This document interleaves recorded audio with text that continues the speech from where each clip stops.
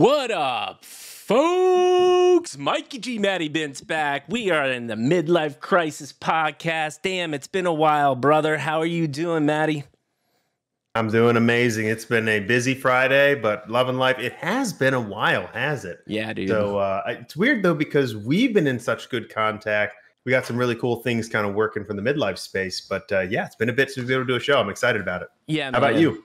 Oh, dude, fantastic. I do have, well, I don't want to talk about it because this is going to be online for everybody to talk about, but like just some job things, but we won't go into deep into that. But I was talking to Sammy and Tom about the reason why we've had just some delay in the podcast is the NFT space kind of sucks right now, man. And I'm not going to waste my time bringing on some...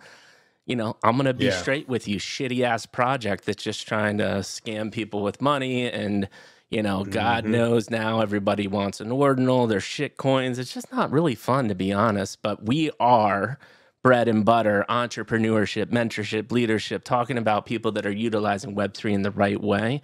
And we've got perfect guests for you today within Sammy and Tom from Degen Distillery. But you know how we do it here, peeps, folks. We're going to give the background first and some fun facts before we get into the world-famous midlife crisis questions. So we're going to start with Sammy. He co-founded his first company at 18 while studying for a law degree. Insane, because my wife went to law school, and that shit's no joke. He went on to do $30 million in revenue per year with that company while getting a law degree. Honestly, don't think I need to give much more background info to that because that's just an insane accomplishment, man.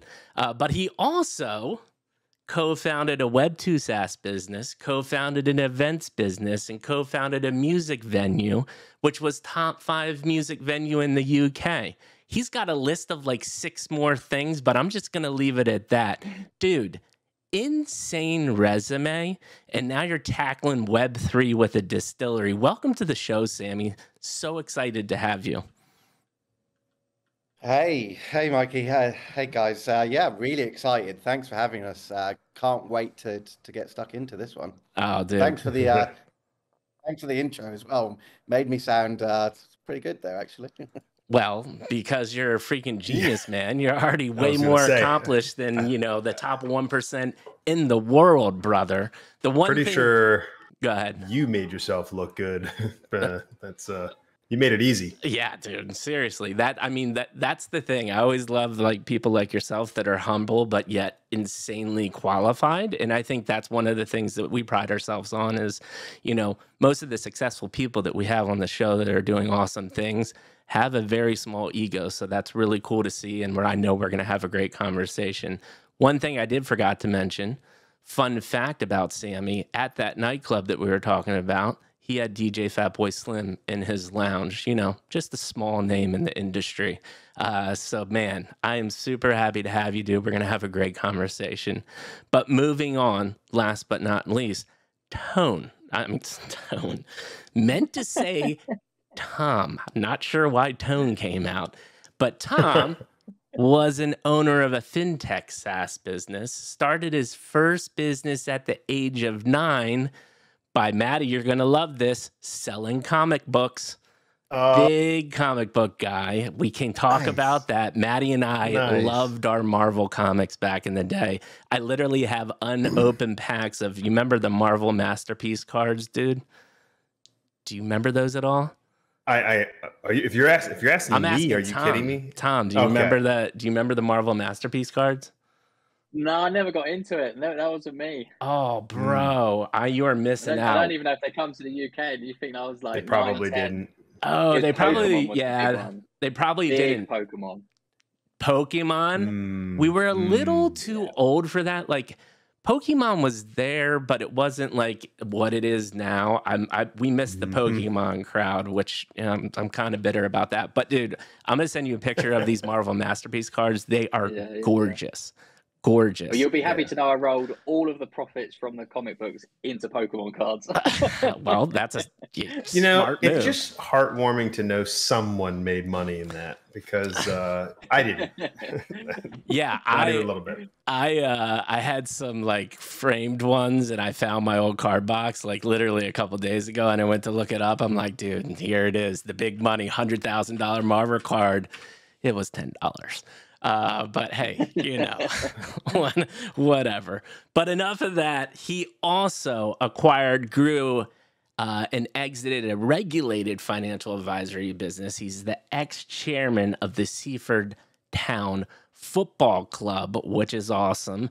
The Wrexham documentary was one of my favorite things that I've watched on Hulu recently, so we have more to talk about there. Trustee of a food, education, and hospitality support charity, angel investor of an indoor football facility and boxing gym, and owned a nightclub promotion business where these two beautiful men met. Another amazing resume and background, Tom. Welcome to the freaking show. Happy to have you, dude. Oh, no. Thank you so much for having us. No, we're really looking forward to this. Awesome. So I did not write down your special fun fact, and I already forgot it. So I'm going to leave this on you, Tom. Hit us with the fun fact about yourself. So my fun fact, so in the UK, there's a famous hypnotist called Darren Brown. He's like the guy that does all the stage show stuff. And I was in an audience, and there was and then people were sort of standing up because they felt like a spirit was trying to make them stand up. So as I've stood up, Darren's come up. I'm like near the top. He's pulled me out, dragged me all the way down to the stage, done this whole hypnotized thing on stage. And pretty much the trick goes that I turn, like my body become like a plank of wood. And then he pushed me over, and someone caught me. And then they lifted me up, and then with two chairs from the base of my like head to my ankles, and I just like held my body there. Man. So, yeah, so that's my fun fact. It was like, so you're literally just planking, like literally planking across two chairs. And even though like most people strength wise couldn't do it, you did it because you were hypnotized to do it. Yeah. So now this is where it gets more interesting, is I can still do it. So I think it's not that impressive. So, well, okay. Look at that little really flex in there. Okay. Yeah. I like it. But I think anyone can do it. I think that's the trick. I think it looks incredible, and you're like, no one could do that. But we've done it at like parties and things, and I think people can do it. So just gonna dispel and ruin the. You got to roll with it, man. Just take credit for where credit is due, man. Be like, I just planked on stage, world-class hypnotist. I mean, that was my question, right? Is like, that what was that a feat for you, or is it something that you can do? Did you felt like you really got hypnotized to be able to do that? And I guess the answer is no. The hypnotizing bit, yeah. It was a really weird state. It was almost like you knew that you could stop at any time, but at the same time you were like ultimately suggestible. So anything that he said, you're happy to go along with, but you're fully conscious to the fact that at any point you could have just gone, I don't want to do this anymore, which I thought was a really interesting thing. So as I was getting like straighter and straighter, I did feel more and more solid, and like everything felt like it was connecting. So I think it's a combination. I think he probably picked me out in the audience because I wasn't 30 stone, massive bloke that's never gonna be able to hold his weight. Right. But yeah, so I think it's a combination of both. Yeah. Gotcha. That's awesome. All right. Well, amazing introduction, gentlemen. Excited to get to the meat of the conversation, and that is the world famous midlife crisis question. Gentlemen, how did you get to the seat you're sitting in today? Give us Star Wars episode 1, 2, and 3. To reiterate, 1 is your childhood influences impacting your mindset and molding you as a human. 2 is your professional career. And then 3 is this fine thing called tech and Web3 that we're so fascinated about in your journey within that. Sammy, since you're on the top, I am going to start with you. Hit us up with episode 1, man. Cannot wait to hear it. Yeah, so I've got a little bit of a varied childhood. that is, I guess, slightly abnormal. So I was born in a country called Wales.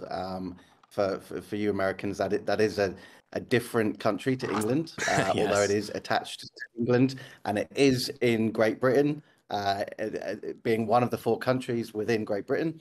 I lived there until I was about 5 years old, but my parents during that time were incredibly sort of poor on like government support, etc. We used to call it the dole in the UK. I don't know what it's called. Jam roll. Yeah. I don't know what it's called in America though, but essentially, to even take a step back before that, my father came from a very poor background in India, and he left India when he was extremely young. Ended up like sort of semi running away from it all to give him a better life in his very early teens. And then ended up joining the merchant navy in the UK, lied about his age, forged his documents, etc., and managed to join the merchant navy. Ended up becoming one of the youngest ever captains for the UK merchant navy. Fought in like the Vietnamese War, etc. And my mother also came from a very poor background originally from Morocco. She left Morocco after being forced into an arranged marriage, which she didn't like. So yeah, when I was born, when my parents met when I was born, they still had like pretty much no sort of network or real economic understanding or history, CVs, etc. My mum spent most of my childhood working in Asda's and Tesco's, and again for the Americans that's similar to like Walmart, and she was a toilet cleaner. So all of that stuff I remember like quite well, even though I was fairly young. And I think it always left like a lasting impression on me, like how hard my parents had it and how hard they had to work to give me everything I wanted. Well, not everything I wanted, but some of the stuff I wanted. But fast forward like a few years, my father and all of us, we had to leave Wales. We then moved to Saudi Arabia because my father couldn't find any work in Wales.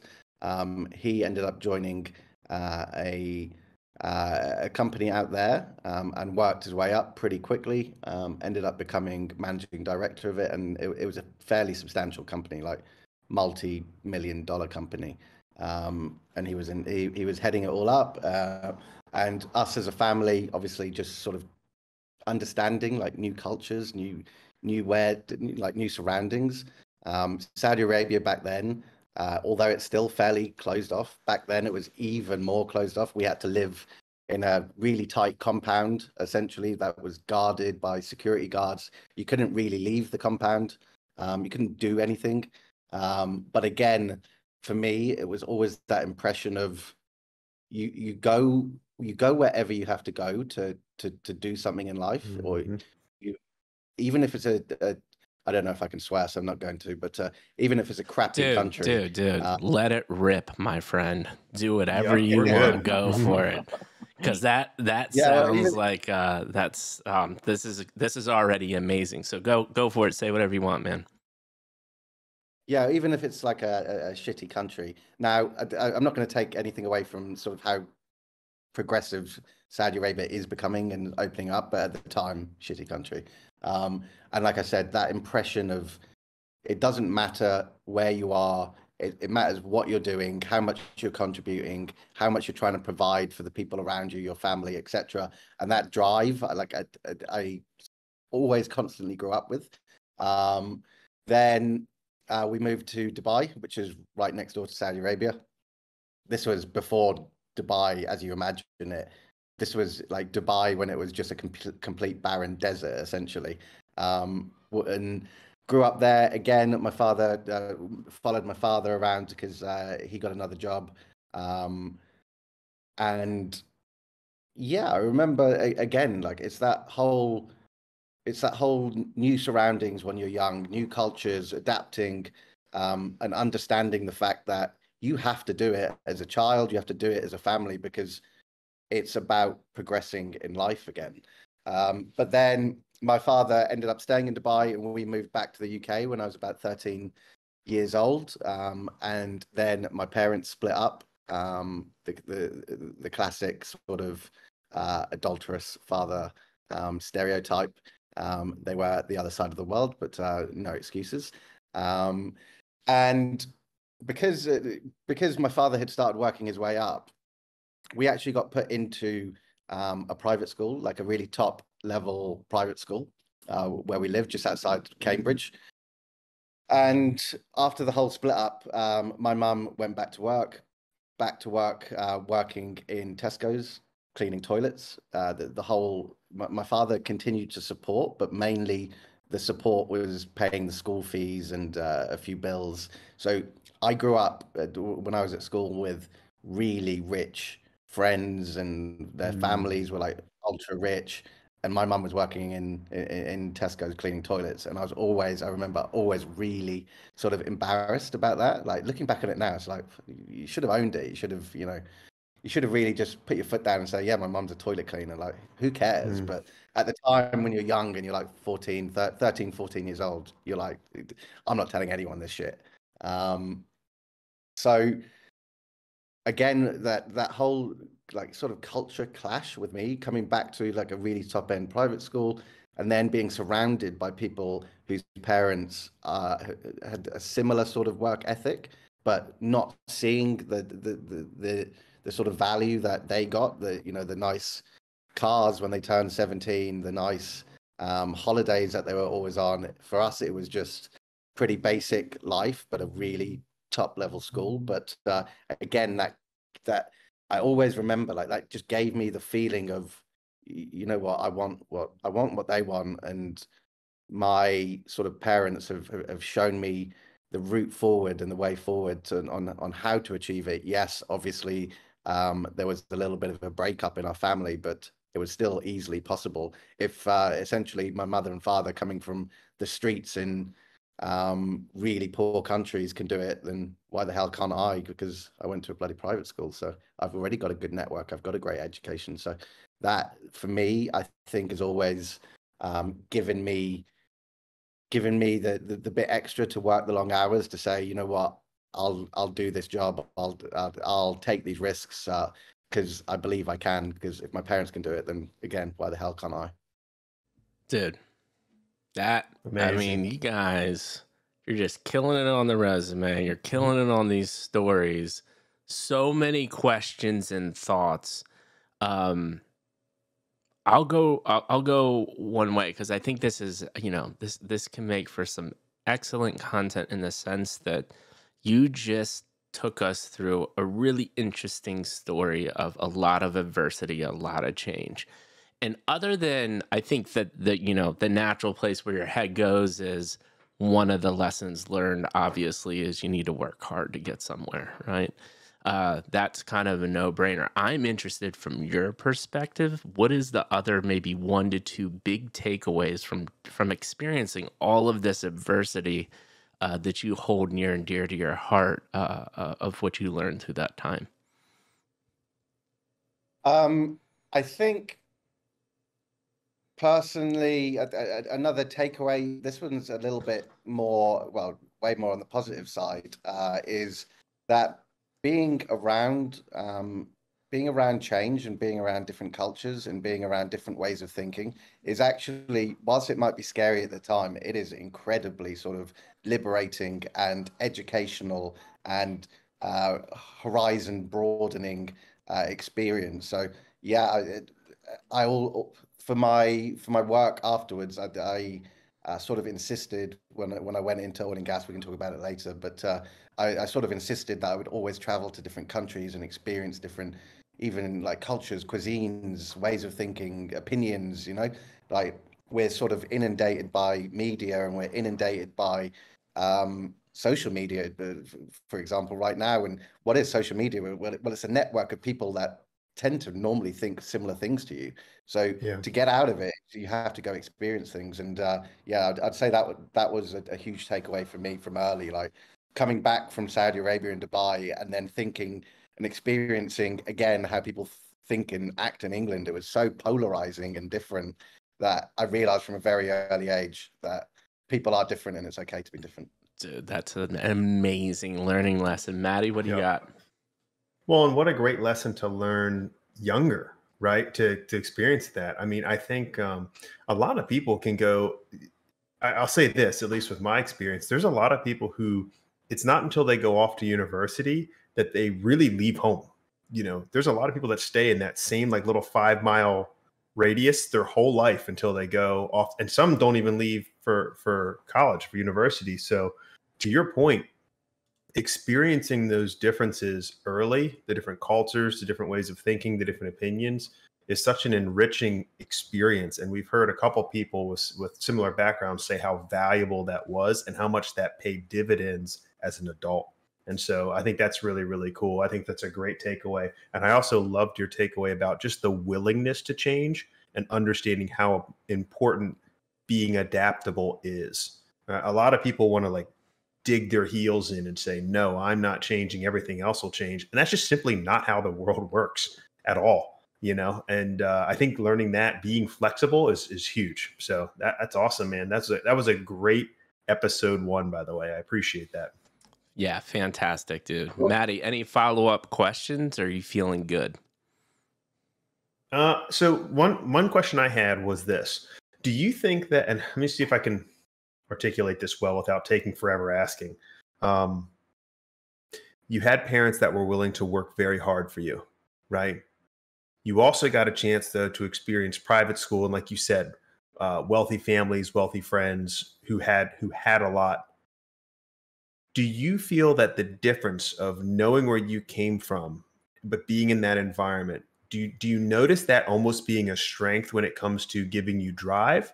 Or do you see it's relatively on par with everyone else that went to private school?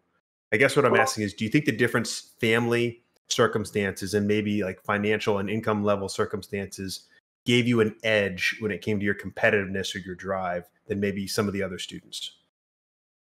I'll be totally honest. So when I was at school, definitely not. No.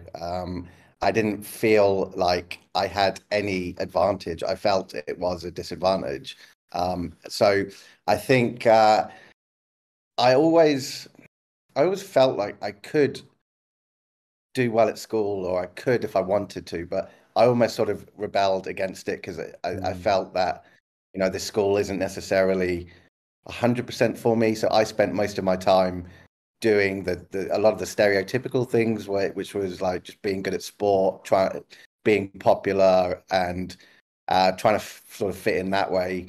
I mean, I did most of those fairly well, but I don't feel it gave me a competitive advantage educationally. However, when I look back on it, I feel that if I didn't have that experience, if I didn't feel that way, if I wasn't sort of soaked up by that atmosphere and those surroundings, then I probably wouldn't have the drive that I have now because of having experienced other people having things and me not having things is definitely not like a key driver for me, but it's definitely somewhere in there. Yeah.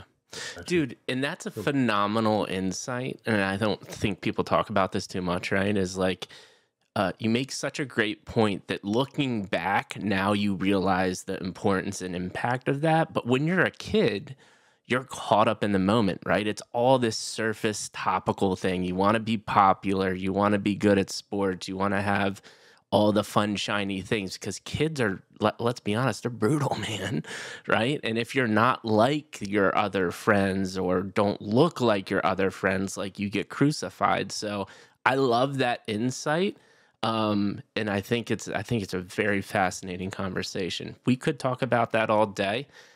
So I do want to move on. Fantastic. Yeah. Tom, this rarely happens. Usually Maddie and I have to coach people along the way, but Sammy just nailed the shit out of episode 1. So take some lessons. Love to hear your episode 1. Can't wait to hear it, Tom. Let's do it. So mine was really easy. I'm not. And again, yes, it's your own story, but just kind of the level of detail and kind of how he flowed through it, I thought was excellent. I'm only joking. So my parents had me when they were super young. So my mum was 18 and my dad was 19. They're still together today, and they've been a real sort of great inspiration of what love looks like and what relationships look like.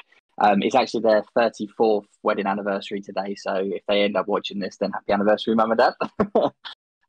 But yeah, so obviously coming from being a child of like almost teenage pregnancy, that they were again poor, not sort of breadline poor, but as in sometimes they would choose whether they would eat or we would eat, and dad was out obviously working every hour that he could get. Lived in very sort of like humble upbringings and stuff. So when I was born, my dad was a removal man, so he made a lot of his money just wheeling and dealing and bits and bobs that he can do on the side. And yeah, so but it was always one of those ones that upbringing me and my younger brother, we never knew we had no money. They were sort of the parents that gave you the rose tinted glasses. So we always brought up and just thought life was normal. But when you look back and when mum and dad talk about it, you go, oh, actually, we never saw that.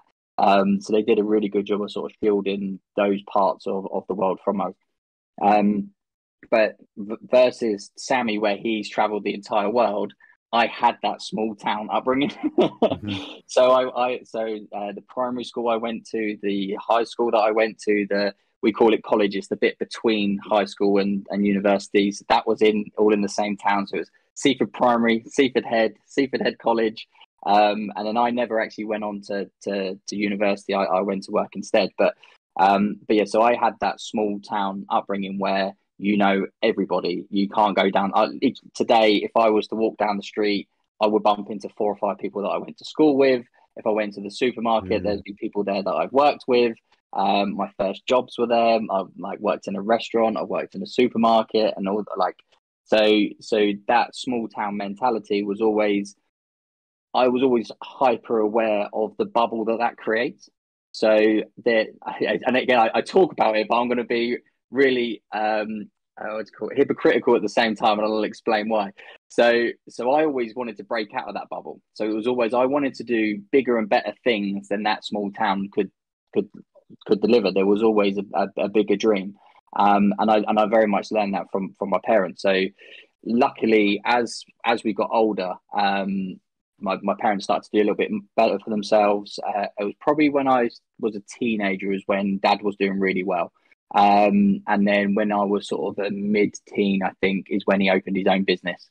And that's when we started to really notice things changing. So the houses got nicer sizes, the cars got better, the holidays got more extravagant. So those sort of things did start to come in as I sort of turned into a teenager.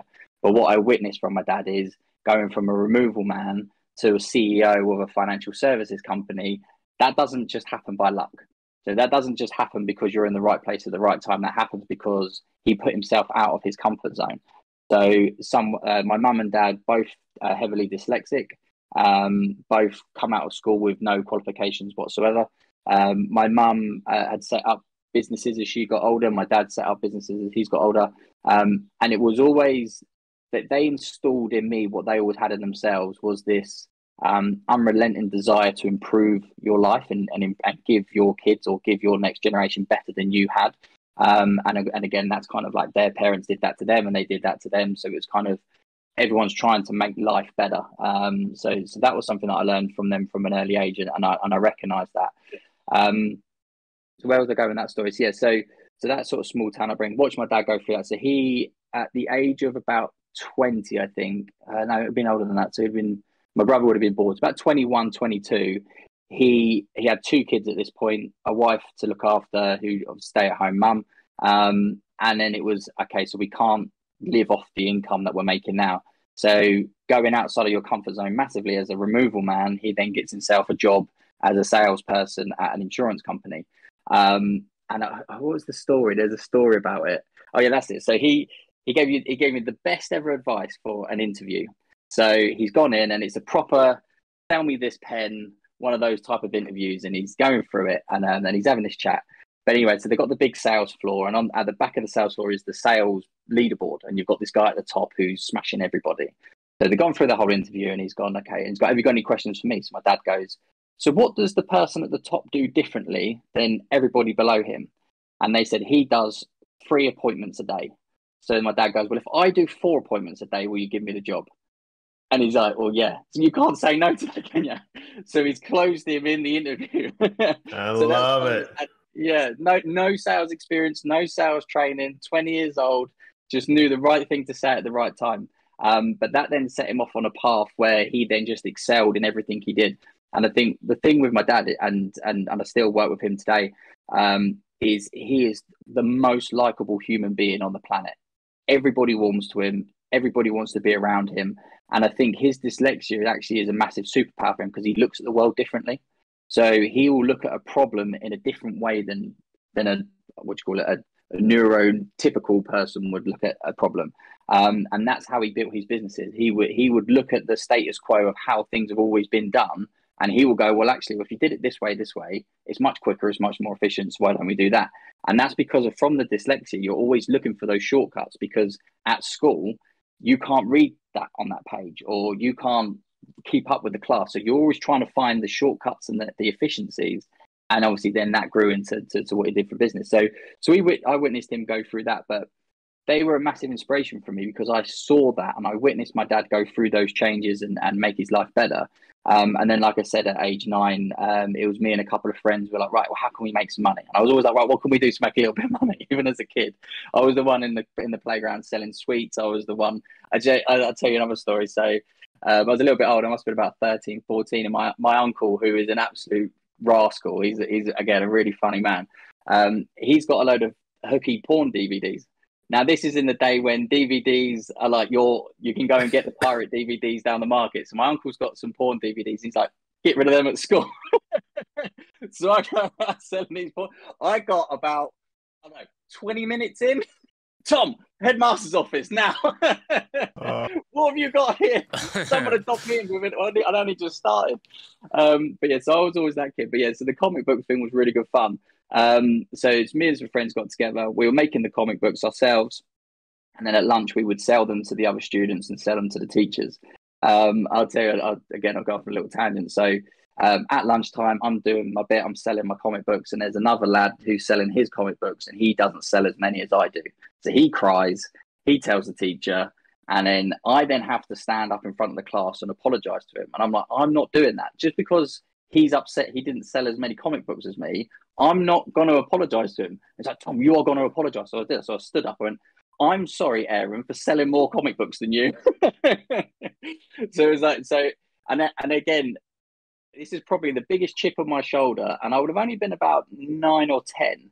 At the end of year assembly, where all the kids get together and they do that big sort of end of year presentation, they gave certificates to the 2 people that I did the comic book stuff with, but it was me that set it up. It was my idea, and it was all recognized. Everyone was like, and then I'm sitting in the assembly and they've rewarded those 2, my friends, really close friends, and they've completely ignored me.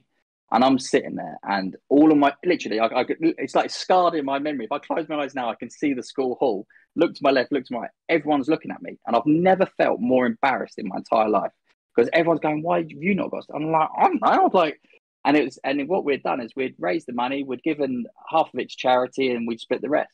And I was like, and they'd congratulated them for it. And then I was just like, what? And I don't know, like, it's just stuck with me. And I don't know whether that lack of acknowledgement for something I'd done had made me even more fiery of like, well, I'm going to show you. If you want to see what success is going to look like, and if you're going to see what accolades look like, you're going to get it. So that was something that always sticks in my head from sort of an early age. But I can carry on, or we can stop there. But essentially, then obviously go into.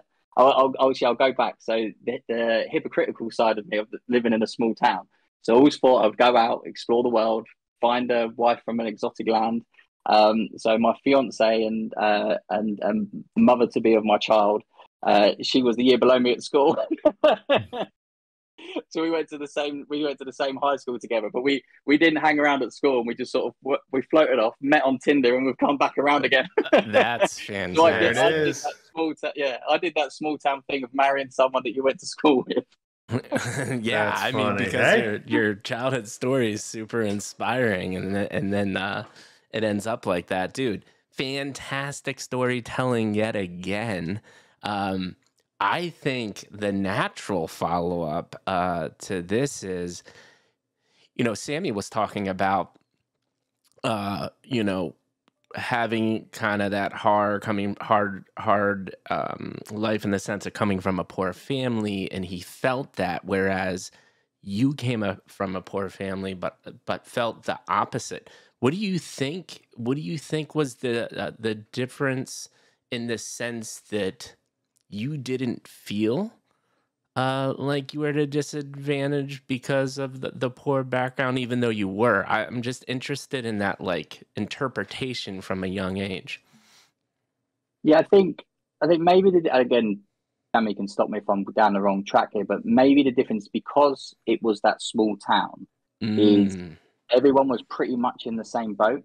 So when you look at your peers and when you go to school, you're wearing the same trainers as everybody else. You've got the same backpack on as everybody else. You never really, now obviously some of those parents would be better off and some of those parents would be worse off, but you were always of an ilk. I never really felt like someone was richer or someone was poorer, because I just went to a normal state school.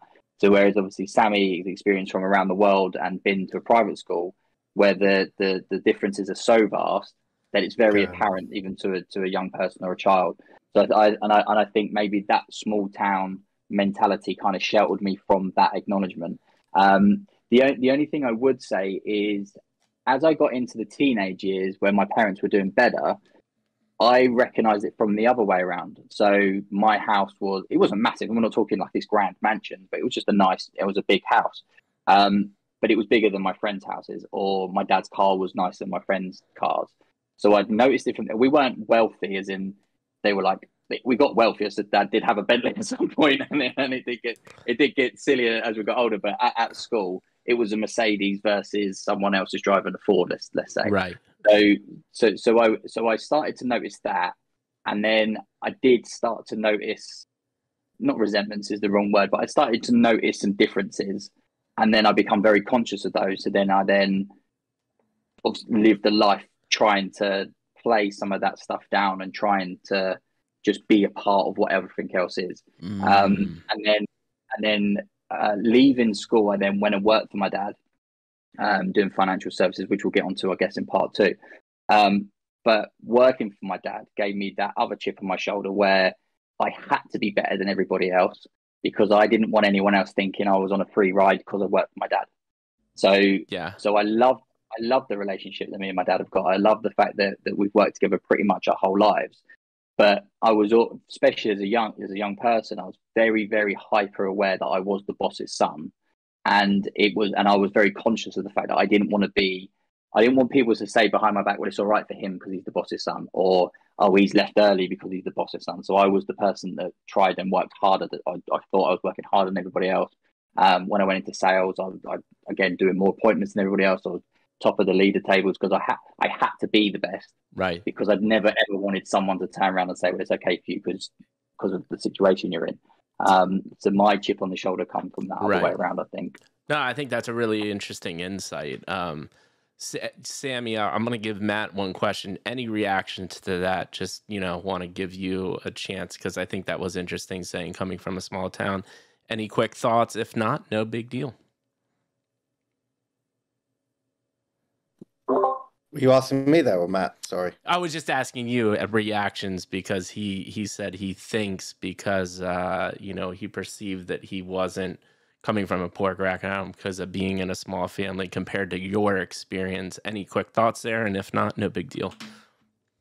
Yeah, I mean, I think that does make sense. I want to sort of stress that it's not that it was like a poor background where we couldn't eat or we didn't have a nice house to live in. The house was okay, and we could always eat. It was like the disposable income was nothing. Like you couldn't do much. Right. But yeah, on Tom's point, yeah, I think it is a very relative point, because again, when I'm talking about my peers versus Tom's peers, the peers I grew up with, most of them had ultra rich families that, splashing cash wasn't a problem. Yeah. No, thanks, man. I think that's a good insight. Maddie, any questions before we move on to episode 2? Yeah, so I think my only question comes around. One, I loved how your dad took that. Well, if the guy at the top's doing 3, I'll do 4. I think it's interesting. You then described when you felt that moment of embarrassment at school, your reaction was to double down and okay, well, I'm just going to do twice as much now, kind of thing. I'll show them. Do you think that's something you learned because of observing your father and just how his mentality was as a go-getter and maybe finding ways to pursue? Is that where you think that comes from in you? Yeah, I think so. I think my mum and dad were very much, if you want something, go and get it. Work hard, work smart, and go and get it. There was nothing I could go to my mum and dad with, and they would turn around and go, "Well, you're not good enough for that," or "You'll never achieve that." Even if I said the most wildish thing, it was, "Oh, brilliant! Yeah, go on then. Let's see." It was always a super supportive family. So even in those, like, call it a darker time, but even if something bad had happened, my mum and dad were so good at sitting me down and saying, right, what have we learned? What can we do better? You know, it was always a really risk-free household in the fact that failure was not a problem because there's always tomorrow and you can always try harder tomorrow. And then that's definitely grown with me through my entire adult life. Sammy will vouch for this as well, and Sammy's the same as me. We're not afraid to try things. We're not afraid to fail. We're not afraid to put ourselves out there. And we're not afraid to push forward. And I think that's from both of our upbringings and understanding that you don't get anywhere without putting risk, and you don't do anything without putting some skin in the game. But that only happens through hard work and perseverance. So I think it comes from more of a supportive, like, don't worry about failure. Failure doesn't really exist as long as you're working hard, and there's always tomorrow. Yeah, I love that, man. That's a massive mental connection, because I can tell you, I mean, most school systems teach the complete opposite. I mean, the way school works is like you're punished for failure. Oh, you got a 98%, but you could have gotten a 99%, and it's like, man, you get very scared to fail under the traditional educational system. So having a family environment that made it okay to fail is a massive head start. I think that's really cool. Like I said, my primary school punished me for succeeding. Yeah. So I did something good and got to apologize for it, and then I did something very good and didn't get the reward for it. So it was almost like the school system was literally, it was a whack-a-mole system that if you pop your head up too high, it's going to get back down. So there's a famous comedian in London called Mickey Flanagan, and he does a joke about that goes around the school and like, what do you want to do? What do you want to do when you grow up? And Hutton turns around and he says, "Oh, I want to be a van driver." And everyone's going, "Hutton, you dreamer! Kids from this school don't drive the vans. We load the vans." That's fantastic. That's fantastic. That's good. That's good. I love it, man. Well, unbelievable, guys. I mean, top echelon of when I look back at the hundred, I mean, well over 100 founders that we've talked to at this point. You're top tier with the storytelling and explanation. So we really, really appreciate it. We're gonna move on to episode 2. And I think, Sammy, I'll leave it up to you, but, you don't have to go through like step by step, but like really like the highlights of your professional career on things that you, I think, again, were impactful, and any stories that stick out in your mind, because we're fascinated by these stories. Tom just did an excellent job telling a couple. Yeah, so I have done a lot of shit, to be totally honest. And the sort of CV and resume that is sent when anyone does these things is, here are all my successes. But I'm going to caveat everything that I'm about to say with the fact that I've also been through a ton of failures that don't sit on your LinkedIn profile, or that you don't send to people.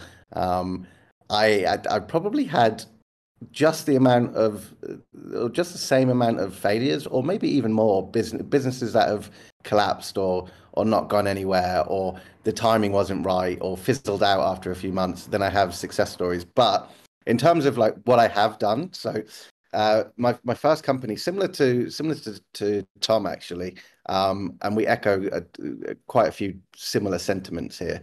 Was in oil and gas. My first company when I was 18, that you mentioned in the intro, I co-founded as a family business. I co-founded that with my father. Now, it's similar to a stage, like the first maybe year or two, there was always this impression that the only reason that I'm a co-founder and we're equal partners and we're split roles. Essentially, I was managing director of Europe, Africa, and South America. He was managing director of the Middle East, Far East, and Australia. And the only reason that we had these sort of co-roles is because I was his son, and that sentiment sort of rang through for a year or two. And I remember at the age of 18, you're studying for a law degree. My life was also sort of crumbling at the same time because my mother unfortunately had breast cancer at that time. And I was trying to start a business. I was trying to complete a law degree, and I was also trying to take care of my mother at the same time. And I distinctly remember that I always heard these whispers and these people around me that were like, well, he has no idea what he's doing. It's never going to work. Let's just sort of pander to it and allow him to start this business with his dad or whatever, blah, blah, blah. And I remember that sort of feeling that people don't think I can do it. So I'm just gonna go do it, you know. I'm just gonna actually fucking do it. So I ended up taking myself to I used to fly out to countries like Nigeria, Angola, Ghana, myself, just to go drum up business with no support from anyone else. There were places in like the African jungle in Nigeria, in a place called Port Harcourt, where Westerners can't land, they can't go to, and if you do go there, you've got to take armed guards. So I was at the age of like bloody 18, 19 years old, flying into the jungle with guys. When I was getting off the plane, I had bodyguards with AK-47s taking me to meetings and stuff. And I was just like, you know what, this is it. I'm actually doing it. Like most people, I feel when I tell that story to some people, people are like, I just wouldn't do it. That sounds crazy. But for me at the time, I was like, fucking hell, I'm doing it. Like, shit, this is so cool. I'm in the middle of nowhere and I'm going to go meet people and I'm going to go sign some multi-million-dollar contracts. And I use this whole feeling of people not thinking I can do something throughout my entire career. I would say every single success I've ever had, and I'll go through some of them, but I would say every single bit of success that I've ever had is because I felt that people don't believe that I can do it. So I ended up scaling this oil and gas company, ended up taking like I raised $17 million of finance from Standard Chartered Bank. I moved to India for 2 years. So how the company was split initially was my father was the technical person, but from the age of like 9 or 10 years old, he always sort of relied on me to make like logical decisions or strategic decisions and like business type decisions. So when he thought of the idea of creating his own business, that's why he needed me. He needed me to be an equal partner. He needed me to sort of run the commercial side, the even speaking to staff. Like he was really bad at motivating people and getting people to like him.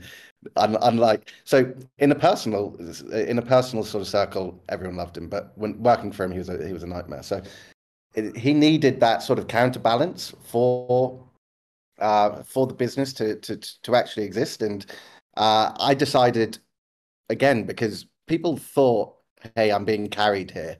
My father knows how to build ships, how to look at technical drawings, how to put them on contracts, and how to tender the whole process. So again, I ended up taking myself to India for 2 years or year and a half.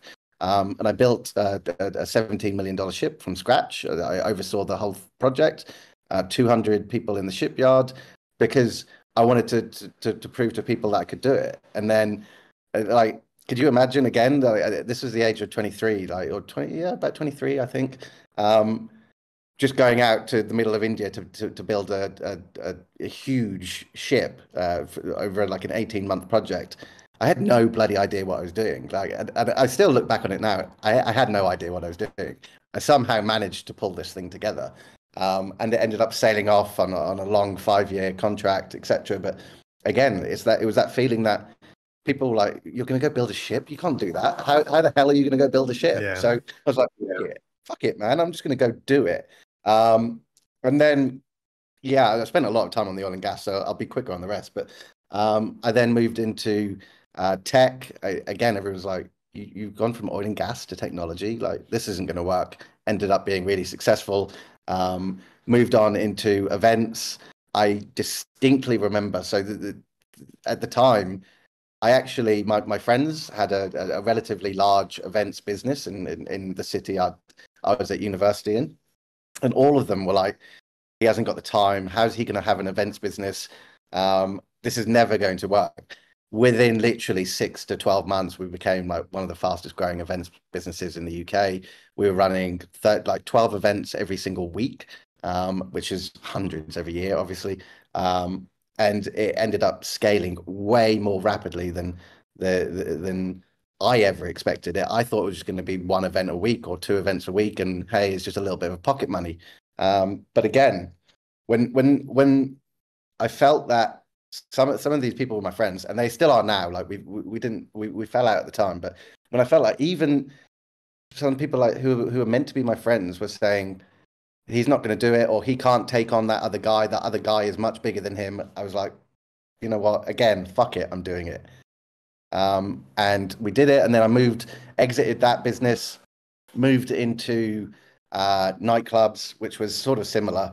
But again, this was when I bought the building of a nightclub, and man, was it a shithole. It was probably one of the worst clubs in the south of the country. When we took it on, it was meant to be a little bit more of an investment at the time. I was never really meant to go run it every single day, but because when we took it on, it was still failing. There was nothing we could do to turn it around. So I had to go in there 7 days a week, give up everything else I was doing, run it from head to toe, and it ended up being, like you mentioned in your intro, one of the top 5 music venues in the UK, as voted by the sort of general public, and huge endorsements from major recording artists and electronic artists like Fatboy Slim, Carl Cox, Chase and Status, Stormzy. We did everything, and then again stayed with the sort of hospitality route. Moved into some pubs and pub restaurant type things, turned them around. That one wasn't like a huge success, but that's probably because everyone thought at the time this will be easy for Sammy. So I didn't quite have that motivation, and it was easy, I'm not gonna lie.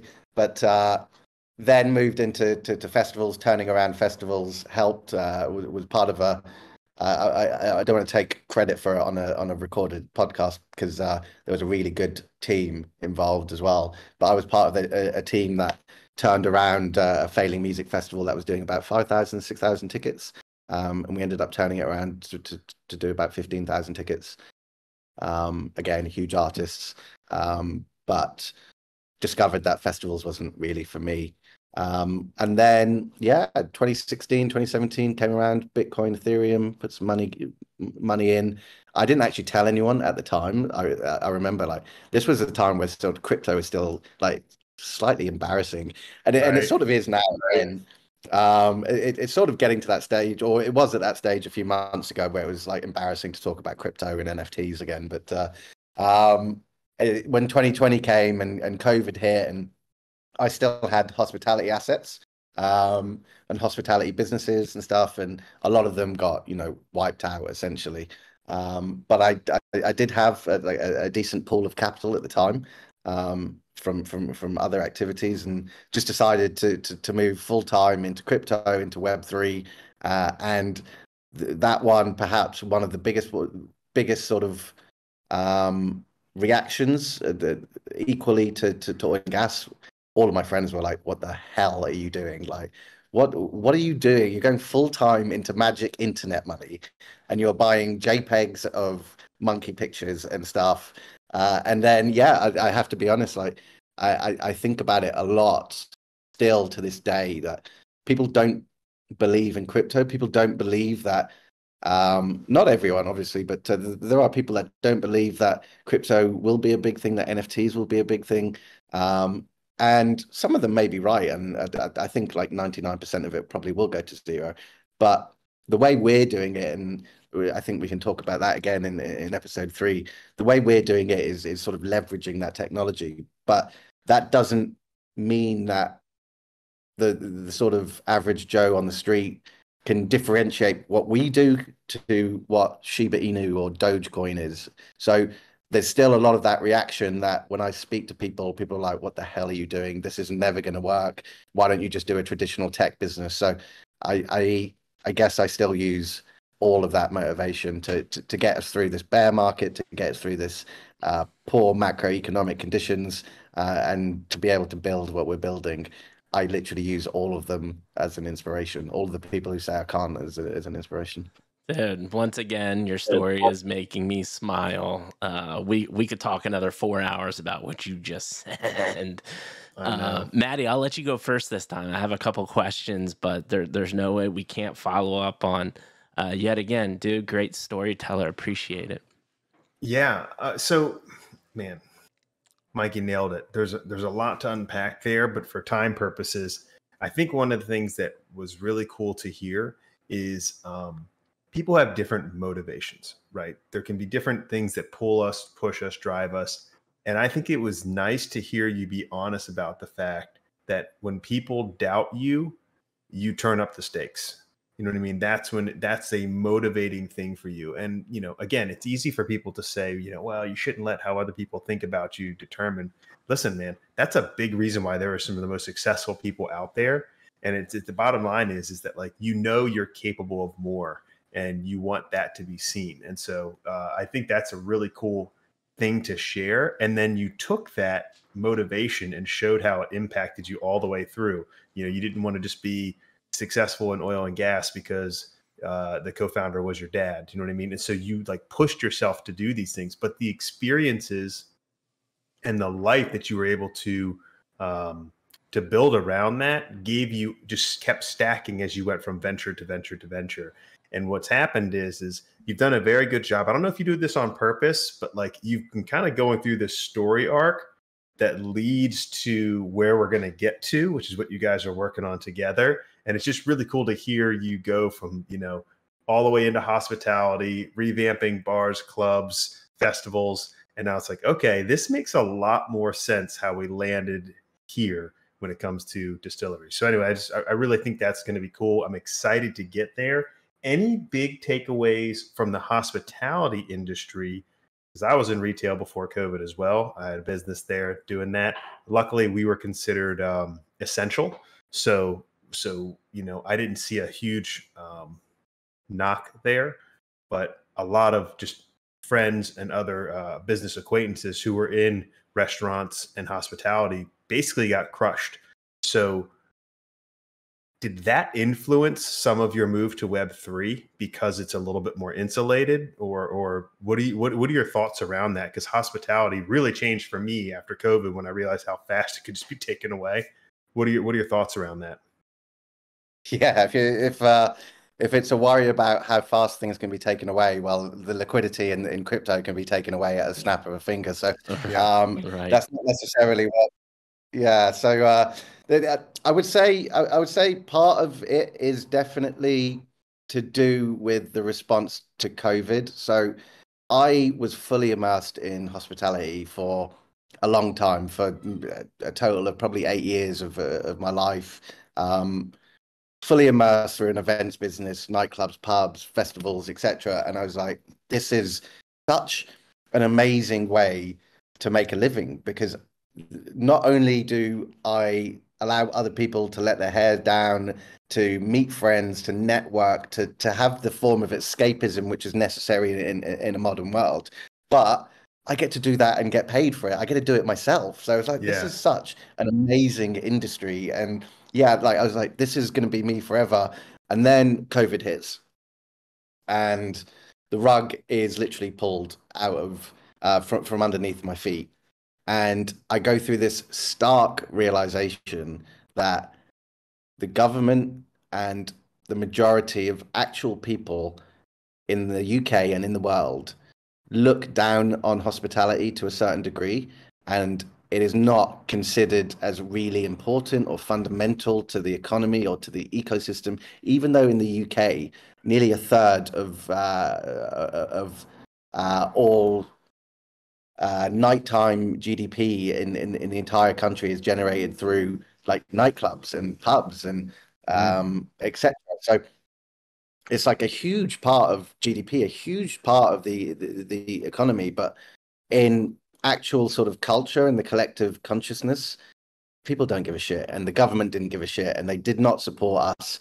I had nightmares getting any money or grants or loans to the point where we nearly had to shut everything down. Nothing could be operational. Ended up coming out of it in so much debt compared to where we were pre-COVID, having really successful sites and businesses. So that realization of, you know what, I sort of dedicated 8 years to this, and I sort of have this feeling that people are like, oh, well, it's just a club, it's just a pub, it doesn't matter if it goes under, it's just a whatever. Like, you know, take care of the important things in the economy. So I was like, yeah, that's it. This is my cue. And I think Tom could probably echo. I tend to make fairly quick decisions, and I made that decision within a matter of weeks. I was always involved in Bitcoin and Ethereum before, and I was like, that's it. I'm just going to go full time. Dude, love it. I love it, man. Couple questions, and then we can move to Tom. One, we talked a lot about successes, but the failures part. How do you, and what do you think about when you fail? What motivates you, other than people telling you not to do it? Like when people go through failures, a lot of times it's hard for them to quickly get back up and try it again. What are your thoughts there? Anything you attribute to being able to do that? Yeah, I think my girlfriend and partner would literally tell you the exact same thing. I have probably like some sort of weird thing in my brain where I just never think of the past. If something happens, I will just never think about it. It can be a huge impact or bad thing on my life. It could be a failure of a business. It could be a catastrophic blow up of something. A minute or two later, I'm already over it. And my partner says it all the time. It's just like, well, you know, you did this last week, or you said that 2 days ago. It's like, you know, I have not thought about it since. Like, I have to be honest. Like, I will never think of the past. You know, man, that is a superpower. I hope you recognize what a superpower that is. That's awesome. Yeah, dude. I mean, it's yeah. So go ahead. Yeah. Sorry. Yeah. I said so. I'm. It's not a superpower as such, because the biggest failure of the mindset is that I also don't necessarily live in the present too much. I 99.99999% of my brain works on what's going to be, what's my life going to be in 1 year, 2 years, 5 years. What's the vision? Like, I'm a futurist. I live in the future. I don't equally don't live in the present as to I don't live in the past. So there are negatives to it as well. Yeah. So that allows me to get over any failures very quickly. And right. That's as Tom mentioned earlier, like we're not afraid to try things, because me personally, if it fails, I'm gonna find a way to make it work eventually. Yeah, no, dude, that's fantastic insight. Just the content coming out of both of your mouths is unbelievable. I know you all, man, this is like a TED Talk. This is a TED Talk right now. This is fantastic. I love it. So next question, you mentioned multiple times through this story, I was getting stressed out thinking about how the hell do you balance all of this, right? And is it as simple as I stay up later and work harder than that next person? Or I feel like there's more than just that. You hear that all the time, but how do you attribute to balancing nightclubs and, you know, working in oil and gas? You've gone through so many different variations of success. And I know you have normal life. I don't know, you know, you got family to work with, and whether you have a family there or not, there's just so many different things going on in life. How did you do it all? I don't know if there's an easy answer to this, to be totally honest. So, the cliche answer is I work really hard, I work late hours, and blah blah blah. I do. I'm not going to lie. Like, I probably work more than most people I know, but that doesn't necessarily attribute to success, right? Because you could work double the hours of someone, or you could work half the hours of someone and still be able to achieve the same amount as they can. Now, the reason I spent most of my life since I was 18 working really long hours is because I've tended to have like 2 or 3 companies or other projects or launches and startups going overlapping. This is actually the first time in my life that I'm fully focused on one company, one project. All my eggs are in that basket. But again, we'll get there in episode 3. But I don't know what the answer is, because I really, if I'm being honest, I don't want to say I work more than everyone else, because if everybody says it, like who's really right? Not everybody can work more than everybody else. So I think it's perhaps just focus and having good people, networks, teams around me, ability to have co-founders such as Tom who can take on huge amounts of responsibility, and like we split the responsibilities, and we don't have to overlap too much, and that allows our sort of efficiencies to be much better than sort of 2 founders who are sort of treading on each other's toes and always doing similar types of roles, etc. So I think it's just slightly efficiency and slightly working a lot. Yeah, no, I love it, man. I think I think people, it's okay to have an answer of I'm not too sure, because you just had your head down and doing it. One kind of similar follow-up question, then we'll go on to Tom. I'm very interested because not a lot of people have such a varied success in different verticals. Are there any success principles or kind of lessons that you've learned that kind of have helped your success in so many different varied businesses? I know we have the hard work. We talked about teams. Is there anything else that pops in your mind about being successful through so many different verticals? Absolutely, yeah. So maybe this does actually touch upon the previous question, but I'm just about to get a lot of sun in my eye, but I'll try not to squint. You still are going to look beautiful. It does matter. You're glowing, Sammy. Thanks, mate. Yeah. So for me, it's one principle above all is like absolute, unquestionable belief that what you're doing will work. So again, to go through a few failures and tough stories when oil and gas kicked off, like it took me maybe a year or 2 to really generate any significant money. Now, most people would give up after a year or 2, but it was just pure dog-headed belief that if I keep going, this will work.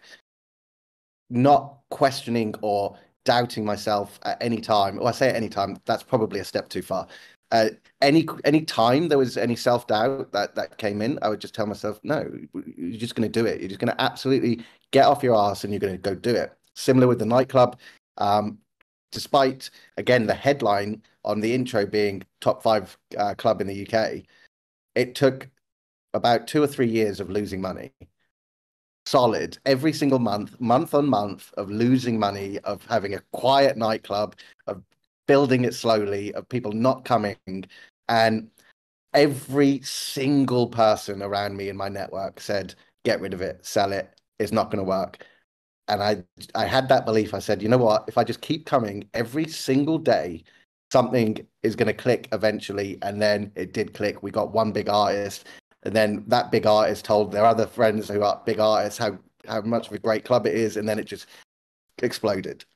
Dude, so I love it. Yeah, I would say that sort of touches upon the last question as well. But absolute self-belief in yourself, in your project, in your team, in your concept. But small strategies, always being willing to pivot. But overall macro strategy, stick to it. Yeah, I love it, man. All right, Tom, again, following up a brilliant act.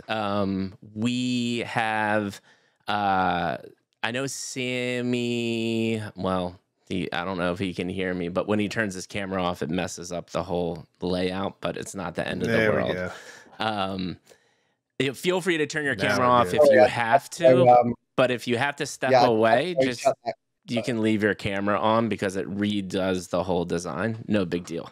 Tom. Sorry. No, it's all good, man. Follow-up act, brother. Love to hear the highlights of your Web2, and then I obviously want to do you all justice and get into the Web3 portion of things, man. Okay, so if we start from the day that I got my what we call A level, so that's sort of like you do high school, then I said the college before you do university. So I got my results, and they were okay. They weren't amazing, but they were okay. But I knew I wasn't going to go to university. I knew I didn't want to spend my time doing something when I didn't know what I wanted to do when I grow up. So my whole life, people were like, "What do you want to do when you grow up? What do you want to do?" And I've never known. And even to this day, I still don't know what I want to do when I grow up. But I tell you what I do want to do is work hard, change something for the better, and achieve something. So however that looks, it's not necessarily an industry, it's not necessarily a job, it's more of an aspiration to achieve something. So I knew I wasn't going to go to university. I knew I didn't want to step into that. I knew I was going to drink my way through it and end up dead. There was no way that I was going to learn anything at university. I was just going to end up partying the whole time. So I knew that in myself. But I got my results and I've gone home. I was like, right, I'm going to go find a job. Now, during that college, what we call college area, I worked at a Italian restaurant. I worked at a leisure centre. I worked at a supermarket. So I always had work. I was always doing something because I wanted to afford my car. I wanted to be able to put petrol in it, all those sort of things. So I always had a job, always had some money. During the colleges, in the school holidays, so the summer holidays and the half terms and stuff, I would go and work for my dad. So I would go and just do admin work. I would set up databases. I would do data entry. I would just do the basic sort of admin stuff. So all of that time I was always earning something. So I come out of college and I say to myself, right, I'm going to go and get myself a job. So I print off my CVs. I go out for the day. I'm marching down the streets of my small town, knocking on real estate agents' doors. I'm talking to mortgage brokers, talking to all these different businesses, handing my CVs out. I get to lunchtime. And it's lunchtime. I've gone into the supermarket that I used to work in, one supermarket in the town. I even remember the aisle I was on. My dad's rang me on my mobile, on my cell phone, so I've answered. He's like, "You got a job yet?" I was like, "Dad, I've been doing it for about 4 hours. Of course I haven't got a job yet." He's like, "Well, I really need you to come and work for me. So tomorrow you're going to come and work for me." I was like, "Yeah, but I don't want to. I want to carve my own path. I don't want to come and work for you." He's like, "Yeah, but we're really, really busy. You know what you're doing, and I need you to come and work for me." So I thought to myself, well, I'll just do it for a few weeks, earn some money, and then I can start finding another job. But anyway, I ended up working there for about 5-6 years.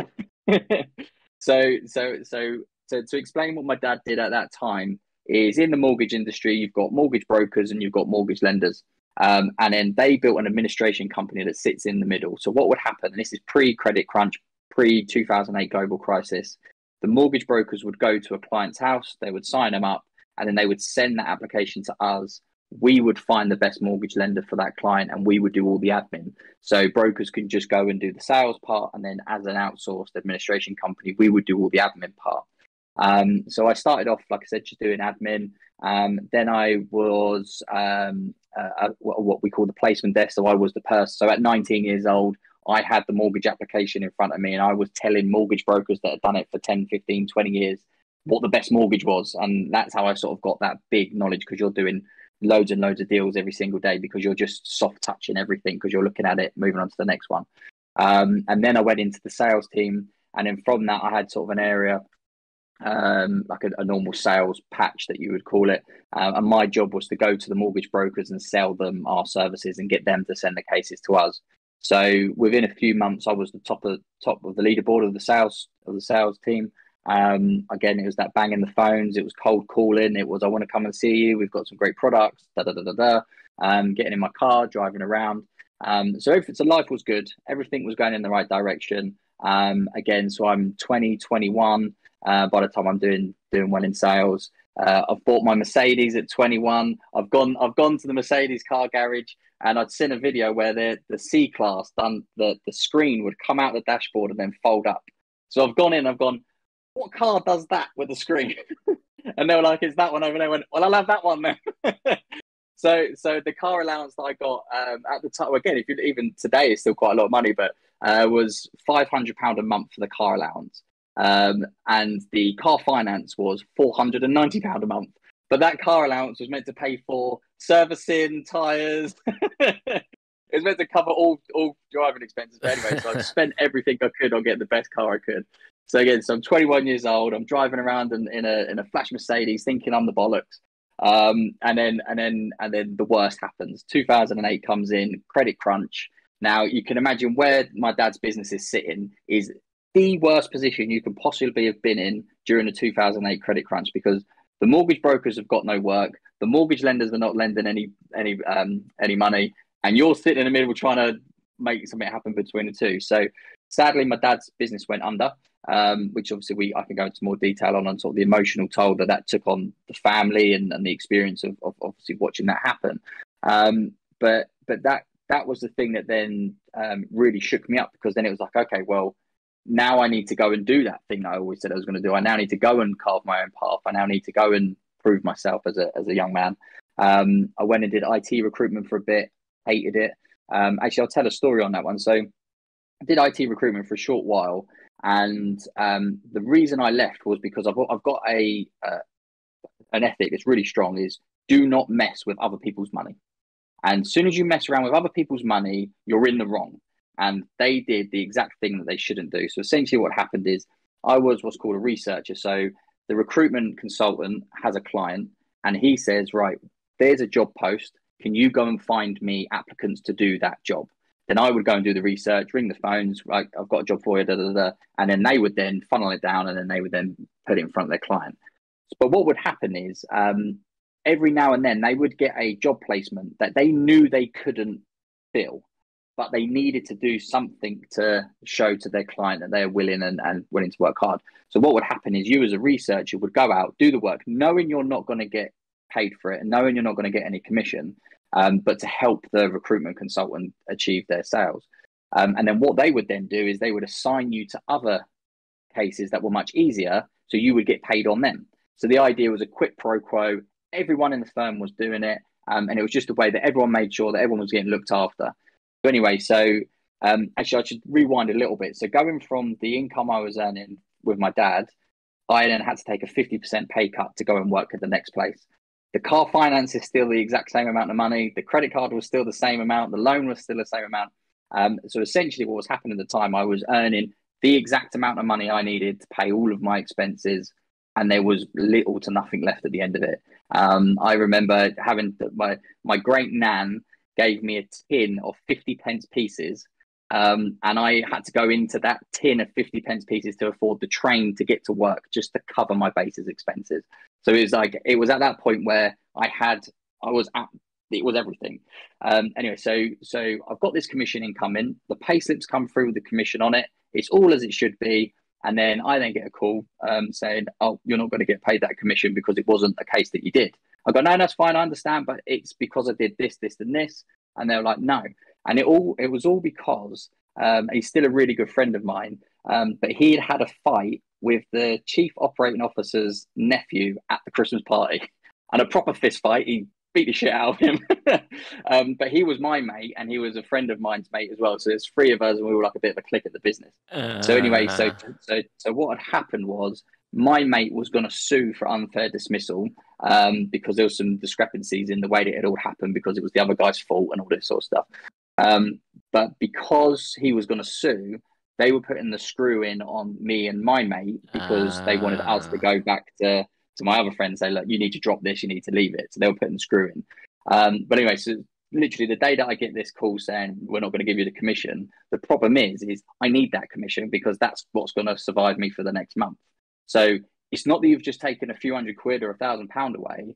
You've actually made my next month really awkward, because now I can't afford to get through the next month. Right. And we're talking peak credit crunch. It's so hard to find a job. Unemployment through the roof. And I'm like, well, I can't be here because you're already messing around with my ethics or messing around with people's money. So I knew that I wanted to do something in marketing. I've got much more of a creative flair than recruitment or financial services. And funny enough, my uncle, my uncle, that's the big character, one of his friends was a sales director at a marketing company doing email marketing. I'll talk about how they stole money off me as well later if you want. But yeah, so I then went for an interview, got the job straight away. Did the what's your top salesperson doing? I'll do more. Did the whole thing. Got the job straight away. The afternoon, the day after, I've gone in, handed my notice in, and they've gone, "What's that for?" I said, "That's my notice," and they're like, "Yeah, but you're not going to find another job." And I've already got another job. I start tomorrow. I'm not coming back in. And it was like, just don't do it.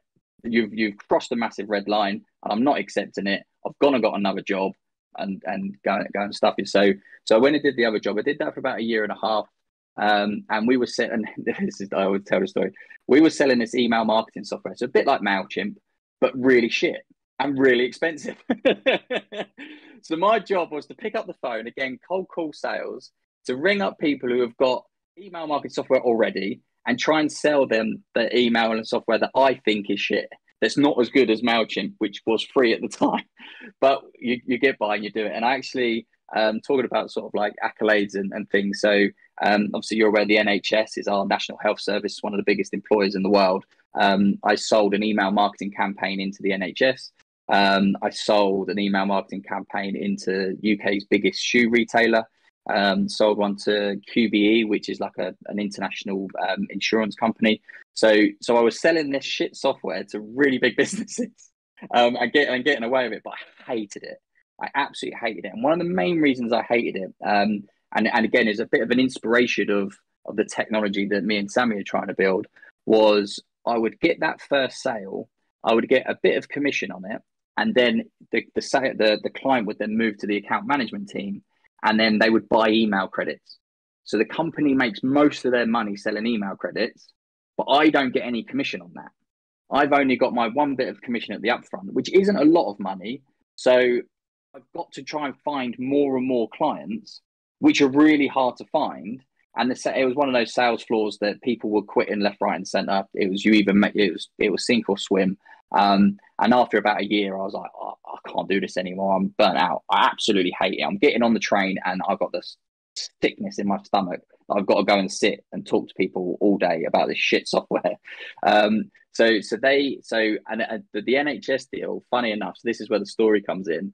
On my very last day in sales, before they moved me to account management, because I thought to myself, that's an easier ride. I can probably get over to account management. How are you doing today? Yeah, great. Do you want more email credits? Great. They're already clients. It's a nice, easy life. I thought I could ride that for a bit until I found something else, which is actually where the nightclubs come in, but I'll get to that. So on my very last day at 4:30 in the afternoon, just before I leave on a Friday, the phone rings and it's a company called Capita that are working with the NHS. Now I'm still in sales and I'm now the first salesperson they've picked up. And inbound sales was so rare there. So I was like, hey! and yeah, so anyway, so they fair play to them to an extent, is they allowed me to carry on with that sale because they didn't want to lose the connection between the relationship I'd already started to build. They didn't want the disruption. So I moved into account management and I finished off this sale. Now, and again, talking about not getting the accolade for doing something. So this sale went through.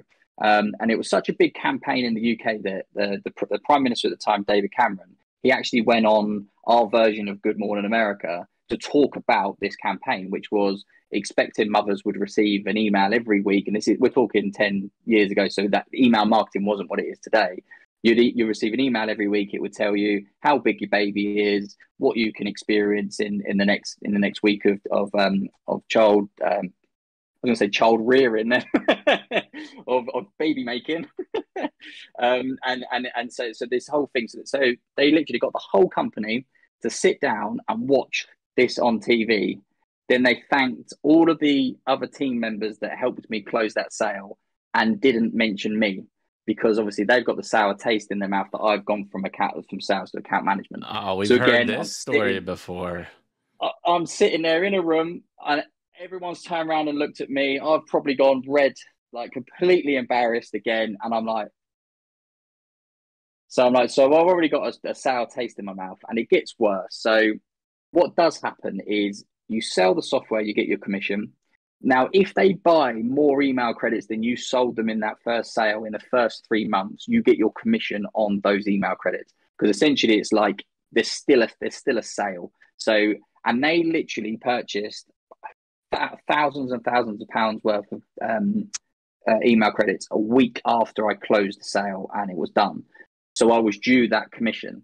I even had an email from the sales director, because I'd said to him about, am I due that commission? He sent me an email saying, yes, you are. So I have this as a piece of paper, and I had to go through all these different ring holes, speaking to different layers and layers and layers in the business. They brought in the HR, like, outsourced person, because I'm ready to go to tribunal. I'm like, no, you said I'm due this money. It's on this piece of paper. I'm only after what I'm due. And they wouldn't pay it. So again, I was like, all right, I'm done. I'm not doing this. Luckily enough, that was during the crossover of when I started working in events. So this was when I started doing some nightclub stuff, because again, I wasn't earning good money and I wanted to go out, wanted to have a drink, wanted to socialize with my friends. And like Sammy said, the best way of doing that is to be there, but earn money while you're doing it. So I started doing some nightclub stuff then, which I'll turn back into when I talk about mine and Sammy's relationship. But yeah, so that worked out really well, because that kind of gave me the bridge of that gap. So I had enough income coming in to say, you can go fuck yourselves, and then I could then put all of my eggs into the events basket. So yeah, so again, I will touch on this. So that's how me and Sammy met. So I had a nightclub called Low Lows, and Sammy had literally the one next door called Madam Geisha's, and we both run each of the nights. That's awesome. So we had competing nights, and it was always who had the biggest queue, who had the best night. But we were always really friendly. So it was always friendly competition, because at the time there was so much business. Just out of interest, Tom, who had the busiest night? I don't know where you are on the screen, but on my screen you're over here. yeah. You know, Sammy had to drop that little stab. Yeah. But I reckon we probably made more money because we had all the ballers in ours. We were probably selling more bottles than you. Oh, leveled up here. I love it. That's cool that you had this friendly competition, because a lot of times it's not that, right?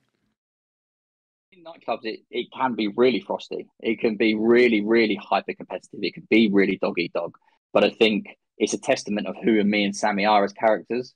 We know there's enough business for everybody. We know it's not about stabbing someone in the back to make yourself better. It's about, well, I need to do better. I don't need to push him down. I need to be better. And Sammy would be the same. It's like, he doesn't need to slag off my night and say my night shit and da-da-da-da-da. It's, he needs to make his night better. And it was always about that. But anyway, so that's where me and Sammy met, and we just sort of stayed friends after that. But yeah, so during that period of time, so I was doing the nightclub stuff, but as Sammy will say, it wears thin pretty quick. So working late nights, early mornings, all weekend, you're sober, everyone's drunk, you know, you're having the same conversations with the same people. It gets a little bit repetitive after a while. As much as I loved it, and there was moments in it, there was some of like the best nights of my life. I've met some of the best people I've ever met. You get to the point where you're like, it's just, you get a bit old for it, and it's a young man's game, and you're like, right, it's time for me to do something different. A bit of stroke of luck, I suppose, is the economy starts to improve a little bit. And an old client from when I was doing the mortgages, working for my dad, who had a mortgage brokerage, was coming to retire and wanted to leave his business to someone he could trust. So he's rung me out of the blue, said, look, I'm retiring. You've always done such a good job looking after me when you work for your dad. Will you take my business over? So I was like, well, and again, I'm 23 at this time. So it's like a golden opportunity. This guy's been building his business for 10 years. He's got a really strong client bank. He was one of the best brokers that we had worked with. He had the perfect brokerage. He looked after his clients. His clients loved him. He was really well known in his area, and he just did a good job. So people, and as you know, in any service business, if you look after people, people will look after you. So anyway, so I did. So I jumped back into mortgages. Took that business over. probably about 6 months to a year of sort of shadowing and just getting to learn the clients and get to know the business. And then when he then finally stepped away and took his retirement, I was then sitting there, and we obviously did the management buyout over that time. I was in the position where now I'm in the driving seat, and it's like, right, what do I want to do with this business? There is a big lesson to be learned here, which I'll get to. So essentially, I then thought to myself, right, I want to grow this. I'm 23, 24. This is my future. Growth is obviously what I want to get to. I want to make something bigger. I want to make a name for myself. So I did. So I took on a business partner. The two of us had grown that business from a one-man, well, it was a two-man band when I joined. So it was the guy who bought the business off, an advisor, and then an administrator who's still with me and still works with me to today. So Sandra, she's a lovely woman. And yeah, so it was right. So we're sitting here as technically a three-man band now because I'm in there. Then Adam joined. And then we said, right, let's grow it. So we did. So we grew up to 12 advisors. We had 3 offices across Sussex. We were one of the rising stars. We were sort of pointed out at a lot of different events and stuff as this is the company to watch. And yeah, so we grew and grew and grew. And funny enough, before we started that journey, there was a lady who did our compliance work, and she sat in with us, and we told her these big dreams. This is what we're going to do. We're going to have offices all over the country. We're going to have hundreds of mortgage brokers. And she said, more brokers does not mean you're going to earn more money. And she's like, I've worked with hundreds of firms, da, da, da. And I'm sitting there thinking, well, that's not true, is it? If I've got more people making more money and I'm taking a percentage off of all of them, then surely the more I've got, the more money I'm going to make. She couldn't have been more right. It was the most horrible growth pains, because that we made was reinvested back into the business to grow it. It was opening new offices. It was new advertising things. It was this, it was that. So, and then what happens is you're spending all of your money to grow. Revenue looks amazing. Your revenue looks like that. You're doing everything right. You've not got any financial backing. You're growing through your own profits. And again, like I said, we got to 12, and it was so stressful dealing with that many personalities and then that many clients. It just, because what happens, businesses like that, you're either small or you're massive. The middle ground is really difficult because you've got no support structure. So as the CEO, you're everything. You're the accountant, you're the CEO, you're the marketing director, you're the person that puts the bins out. Yeah. But you've also got loads of staff to look after, loads of overheads, and you're doing everything. And you kind of got to push through that to get to that next bit where you then get a managing director and a marketing director and and you build out that structure that takes that pressure. But what happened is I'd got to that point, and I hated it again. I was like, this isn't me. I've kind of fallen into this as something that was an opportunity I couldn't turn away. I don't know what I'd want to do when I grow up. So it's kind of like, let's just take the best opportunity there was. And I made the best of it as I could, but I'd outgrown it. I'd got to the point where I was like, this isn't me anymore. This isn't what I want to do. This isn't fire in my belly. So I actually turned around and said, look, I'm going to stop this now. I don't want to do this anymore. And my plan was to go to Canada, travel down the west coast of America, just have a nice time, just sort of take a bit of time out, chill, like decompress, and then come back raring to go.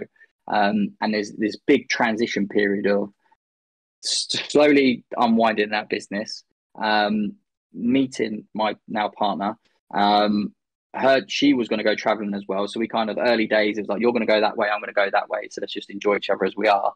Then we fell obviously madly in love. Then your travel plans joined together. So we're like, let's go and do this together, which is all great. So it's all looking rosy. And then COVID comes in and just sweeps the rug out of everyone's feet. So, but in the most beautiful way, I think, because as horrific as COVID was, and I'm not going to take any of that away. Obviously, people have died, people have lost businesses. I'm not shadowing that at all. Is I try and find the silver lining in horrible circumstances. So I'm not taking that away by any means. But it meant that me and Emily had a whole year of living together in close proximity. So we've madly fallen in love. It's given me the breathing space to discover what I want to do, how I want to do things. It meant that I could work from home, which meant that I've actually now realized how efficient I can be from home rather than an office.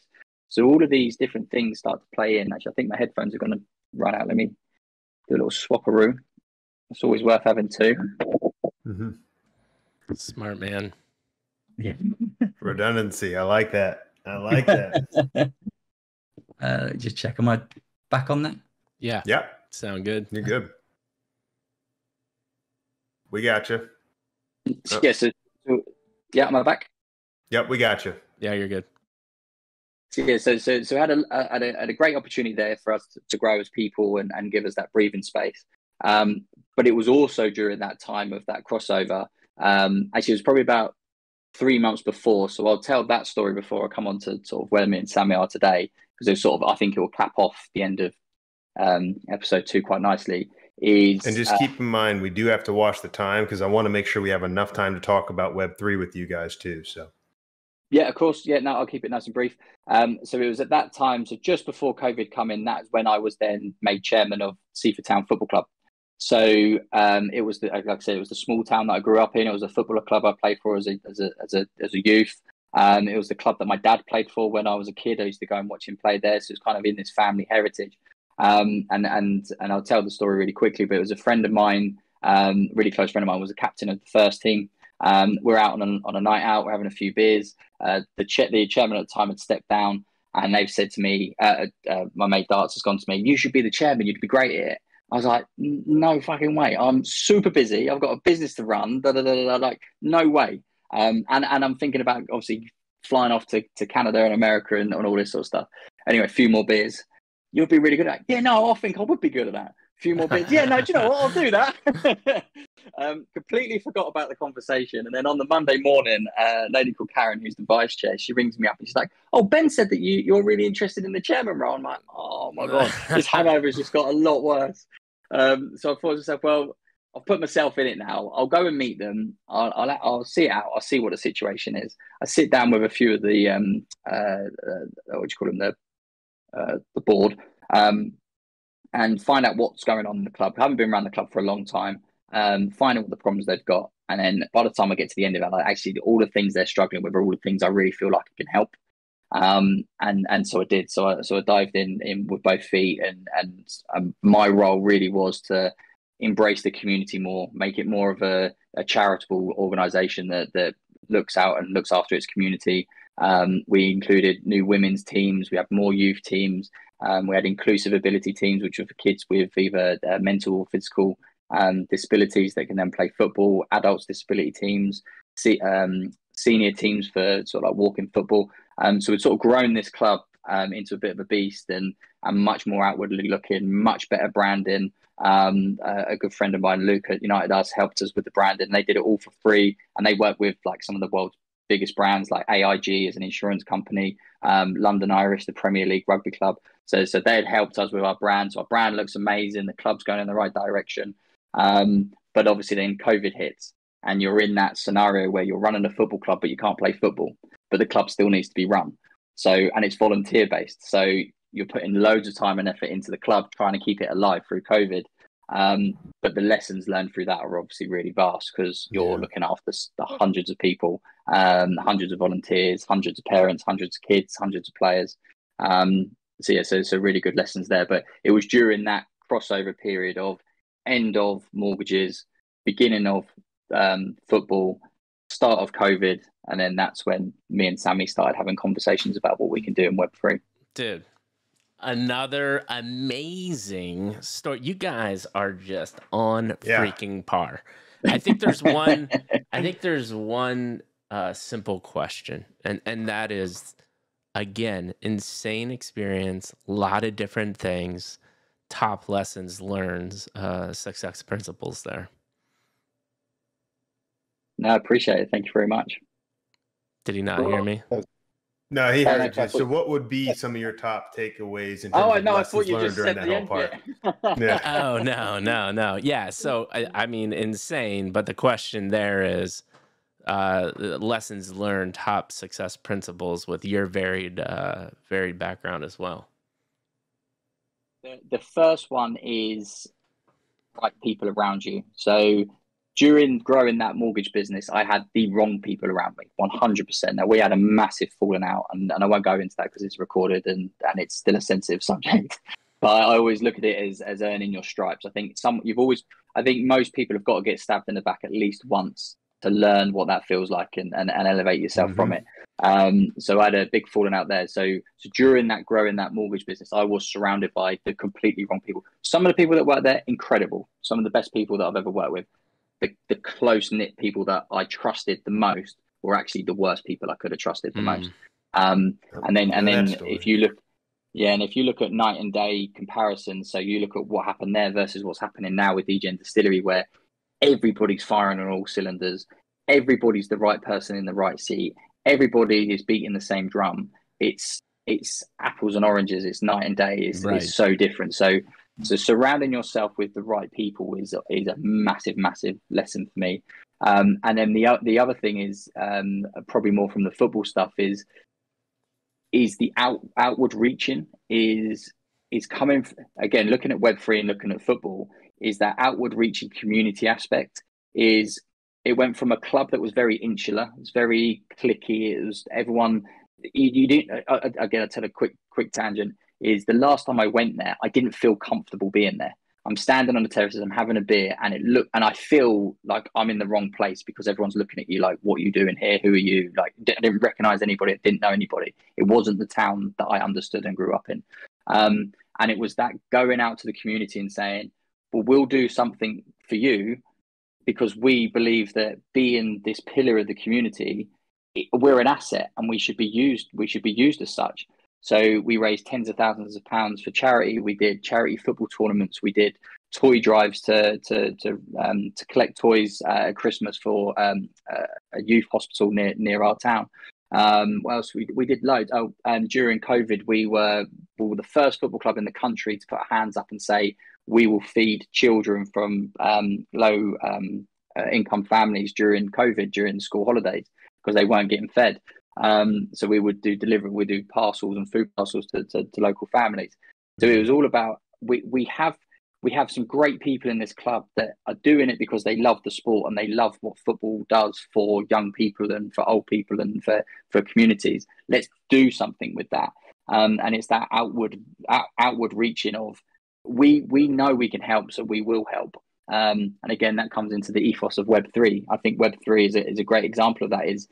It's people that are in Web3 for the right reasons, is because they believe it can change the world and for the better. Right. It thinks it can democratize finance. It can mean that people that should have a voice have got a voice, and you don't have to go through the big barriers of entry that finance has got. It knocks down all those walls, and if you're doing it right in the right way, communities will get on board with you because the right people are thinking the same thing. So when you look at good NFT projects or good blockchain businesses, it's because they are trying to change things for the better with good people around them. And you look at the bad projects and you look at the rug pulls, they're bad people that are trying to do bad things. So I think the way that me and Sammy are trying to build Degen Distillery is wrapping ourselves in this comfort blanket of great people that all want to change things for the better.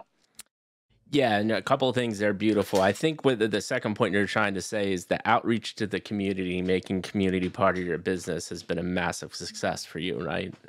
100%. And then that relates to Web3 because it is a lot of community focused, especially when you're brand building, which is great. I love your explanation there. Moving on to the Web3, I like how we like to do this. I want to again be cognizant of time. We asked for around 2 hours. We're at an hour 43. Are you guys still good on time? We got in about 20 more minutes to talk and do the Web3 stuff. Matt, are you still good? Yeah, man. Let's make it happen. Cool. So I'll toss it over to you, Sammy, and then Tom, feel free to chime in here. Minute elevator pitch. What is deep? And the reason why we just did real quick, we now have an amazing context and background as to why you guys became business partners. I full-heartedly believe you guys are going to do something special because of everything that you've gone through. But let's get real tactical in the beginning here. What is Degen Distillery at 1 minute or less? Elevator pitch. We're going up. We meet for the first time. We're shaking hands, and you're telling me exactly what Degen Distillery is. Sammy, I'd love to hear it. And then Tom, go ahead and layer on if you have anything. It's tough. I'll say that straight up. It's tough because there are things that we haven't announced yet, but I will skirt around the edges and drop some alpha here as well, because you guys have been great. Awesome. Essentially, Degen Distillery was started as a distillery concept, and the idea was, could we co-create the brand with 10,000 people across the world? And those 10,000 people would be members of the distillery, and the vehicle for their membership would be an NFT. And the whole concept was, it was an experiment whether we could co-create the brand with sort of strategy, marketing, partnerships, collabs, drink flavors, etc. We built the business and we were getting ready to get to market. We were like, let's get this to market, let's rush it out. We then stumbled across a huge problem. And that huge problem was, we had a physical good that was being manufactured in the UK, and we were aiming to have a global community. So we ended up building a first of its kind technology, a use case, a new way of thinking about NFTs that allow us to essentially socially distribute our product through our communities, whilst engaging that community, rewarding that community, and giving that community next generation wealth creation and value creation through our first of its kind platform and technology. That's the minute sort of recap, I would say. Nailed it. Love it. Think that's great. Tom, want to add anything? Yeah, so I like telling a story, so I'll tell the story side of it. So the idea comes from, we call it, again, it's the acorn that's turned into the oak tree. I'm on the beach in Mexico on holiday. I'm having a few drinks. It's the peak of NFT season. Sammy's got me back into blockchain, and I won't go into that story because Sammy hates me telling that one.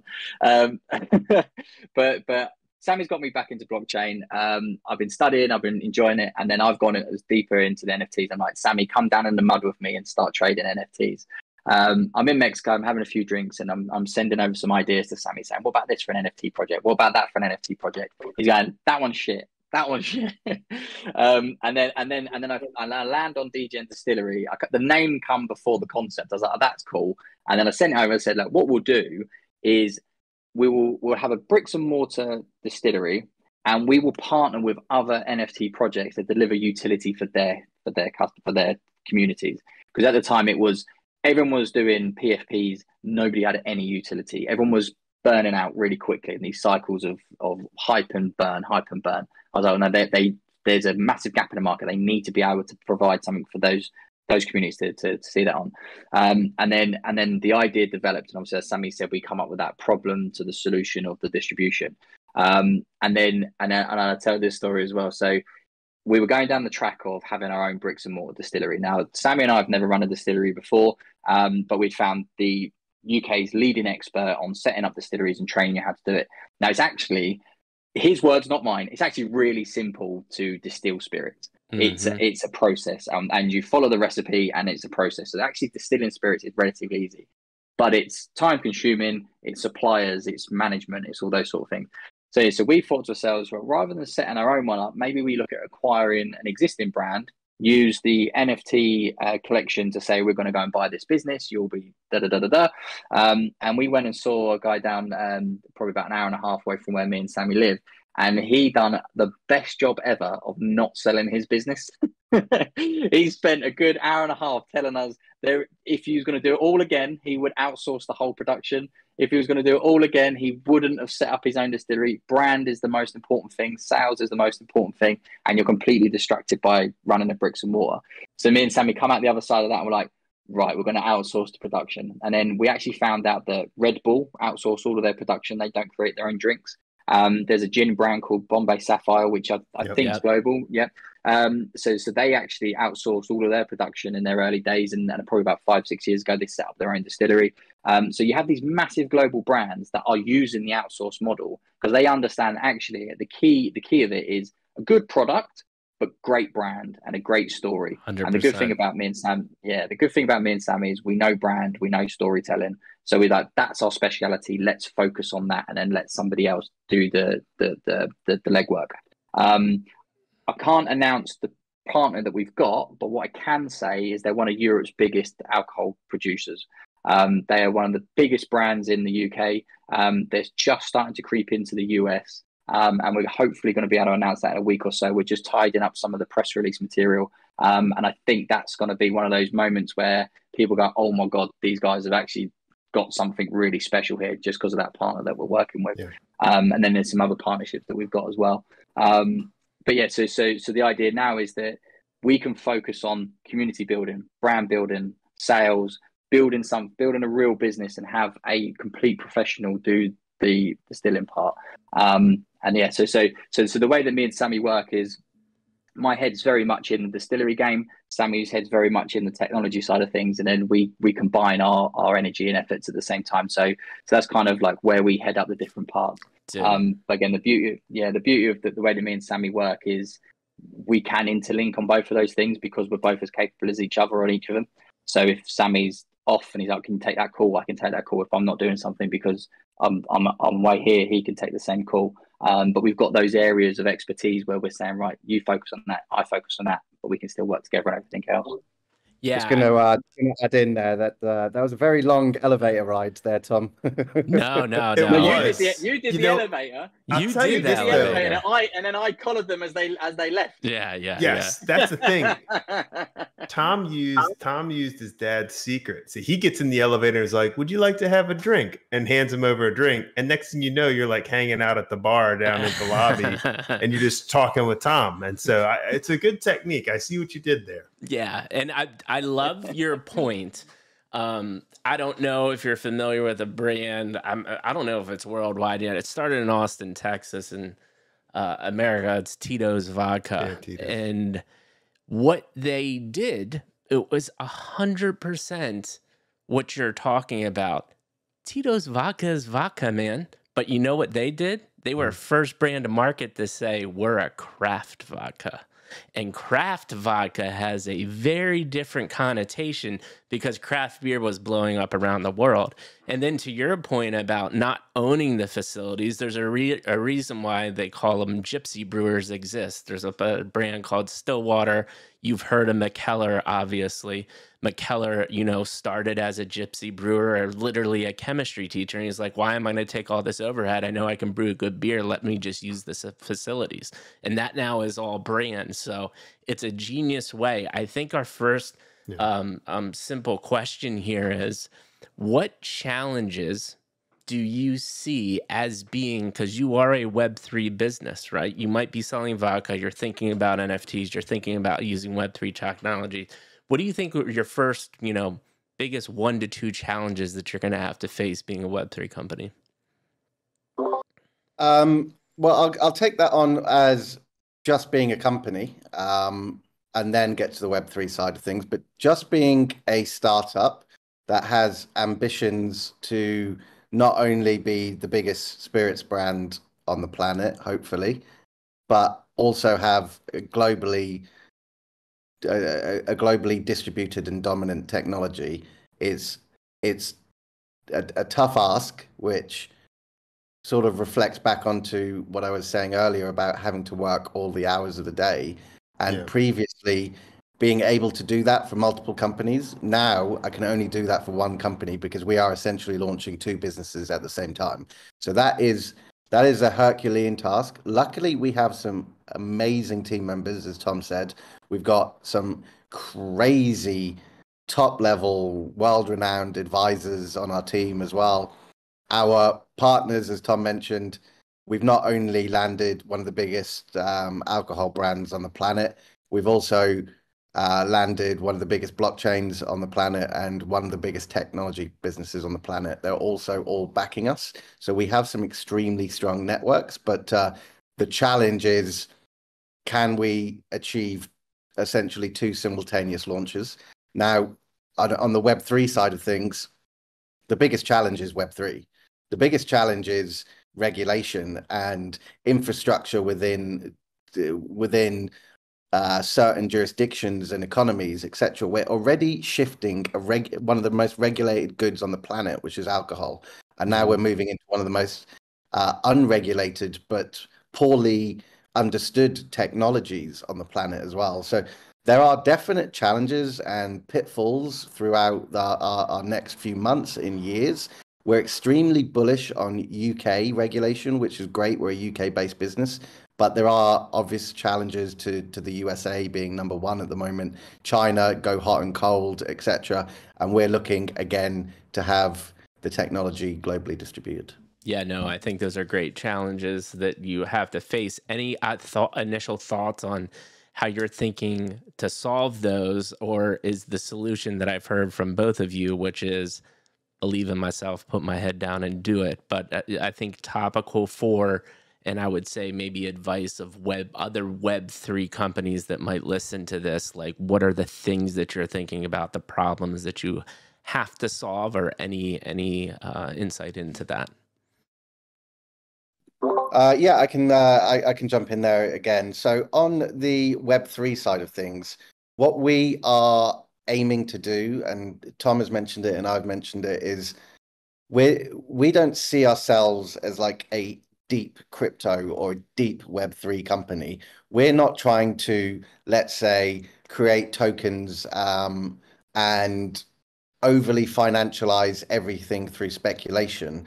Our technology is a real legitimate use case for blockchain that has never been done or thought of, perhaps thought of, but never been executed and isn't on the market, and allows huge enterprises across the world, small to medium-sized enterprises across the world, to reduce their costs and also reward their teams on a level that has never been achievable through any other previous technology. Blockchain actually allows it, and that means that in what we're doing, there's a lot of, on the regulation side of things, there's a lot of regulation which hopefully won't be targeted at us, where most of the regulation is ceasing airdrops, making sure KYC is applied, making sure that everything isn't just a speculative investment and liquidity can be pulled. We don't touch any of those realms. We've built a real platform that can be adopted by the biggest companies in the world, the smallest companies in the world at the same time. So I'd say that's how we're currently avoiding that problem of I wouldn't say avoiding, looking to work around the problem of regulation. Yeah, that makes sense. Maddie, any thoughts? And what I hear in that is you're insulating yourself from a lot of the regular headaches Web3 is going to encounter. Let me ask you this. Do you think it's critical that, because what I hear you're saying is, listen, we're creating a platform where the end user can use Web3 to dip their toe in this technology and essentially benefit. It's all plus, right? We've taken the shady, risky part away and just created a great system to use this technology to make your existing business better. Do you think that Web3 as a whole needs to be focusing on moves like that to help get a more widespread adoption in general? And do you think that that's going to be necessary for you guys to be able to thrive? Is like, if the whole, the rising tide raises all ships, like, do you kind of need Web3 to get more mass adoption? Or do you think this is something you could still do? Basically, you guys could blaze the path forward and that would be enough. Yeah, I'll take that one on, Sammy. Yeah, you're welcome to. Yeah, I'll do a very quick segment. I want to hear both of your thoughts on that. Yeah. I'm gonna do a very quick segment and pass over to Tom, because I'm actually really passionate about this sort of question and thesis that you laid out, Matt. Is I think with a lot of the problem in crypto is the ideation of it is great, like the decentralization, the ability to own digital assets for the first time in technological history is amazing. The problem is what's come before so far is solving problems that aren't really widespread across the entire world. Now, the biggest problems we're solving is how to distribute product, is how to reward your team with real value and real ownership. That is something that every business, every project, every individual, every organization that touches. Now, if you are talking about releasing a cute looking picture as an NFT, that's not solving enough problems to get mass adoption. So for me, I think your point, Matty, is I think every business should be looking at their problems and saying, how can blockchain solve this? Not, can I just integrate Bitcoin or can I do an NFT project? They should be thinking about solving the actual real world problems. That's the only way we get adoption. Tom, over to you. Beautiful, man. Beautiful. Tom, follow up to that. Yeah, what I'll do is I'll tack on to the end of that and then I'll give my answer. So I love the saying, just because it can go on the blockchain doesn't mean it should go on the blockchain. And I think one of the biggest problems we've had over the last few years is things are going on the blockchain that just don't need to be there. Like Sammy said, that we're solving problems that don't exist using this technology.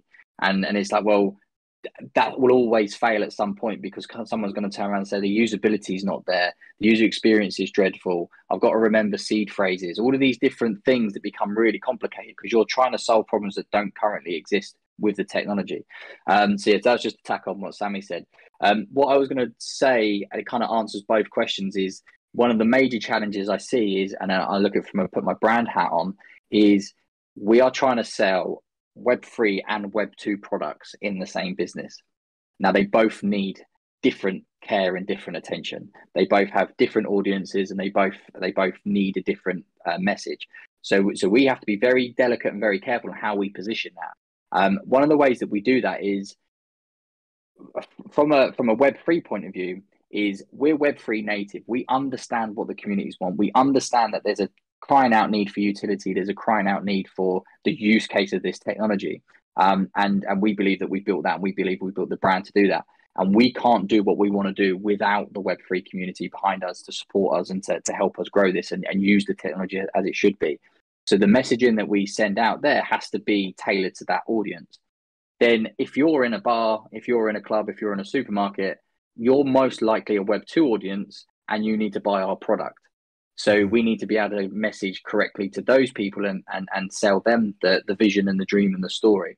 Now, the way that we blend those two worlds is through storytelling and it's through brand.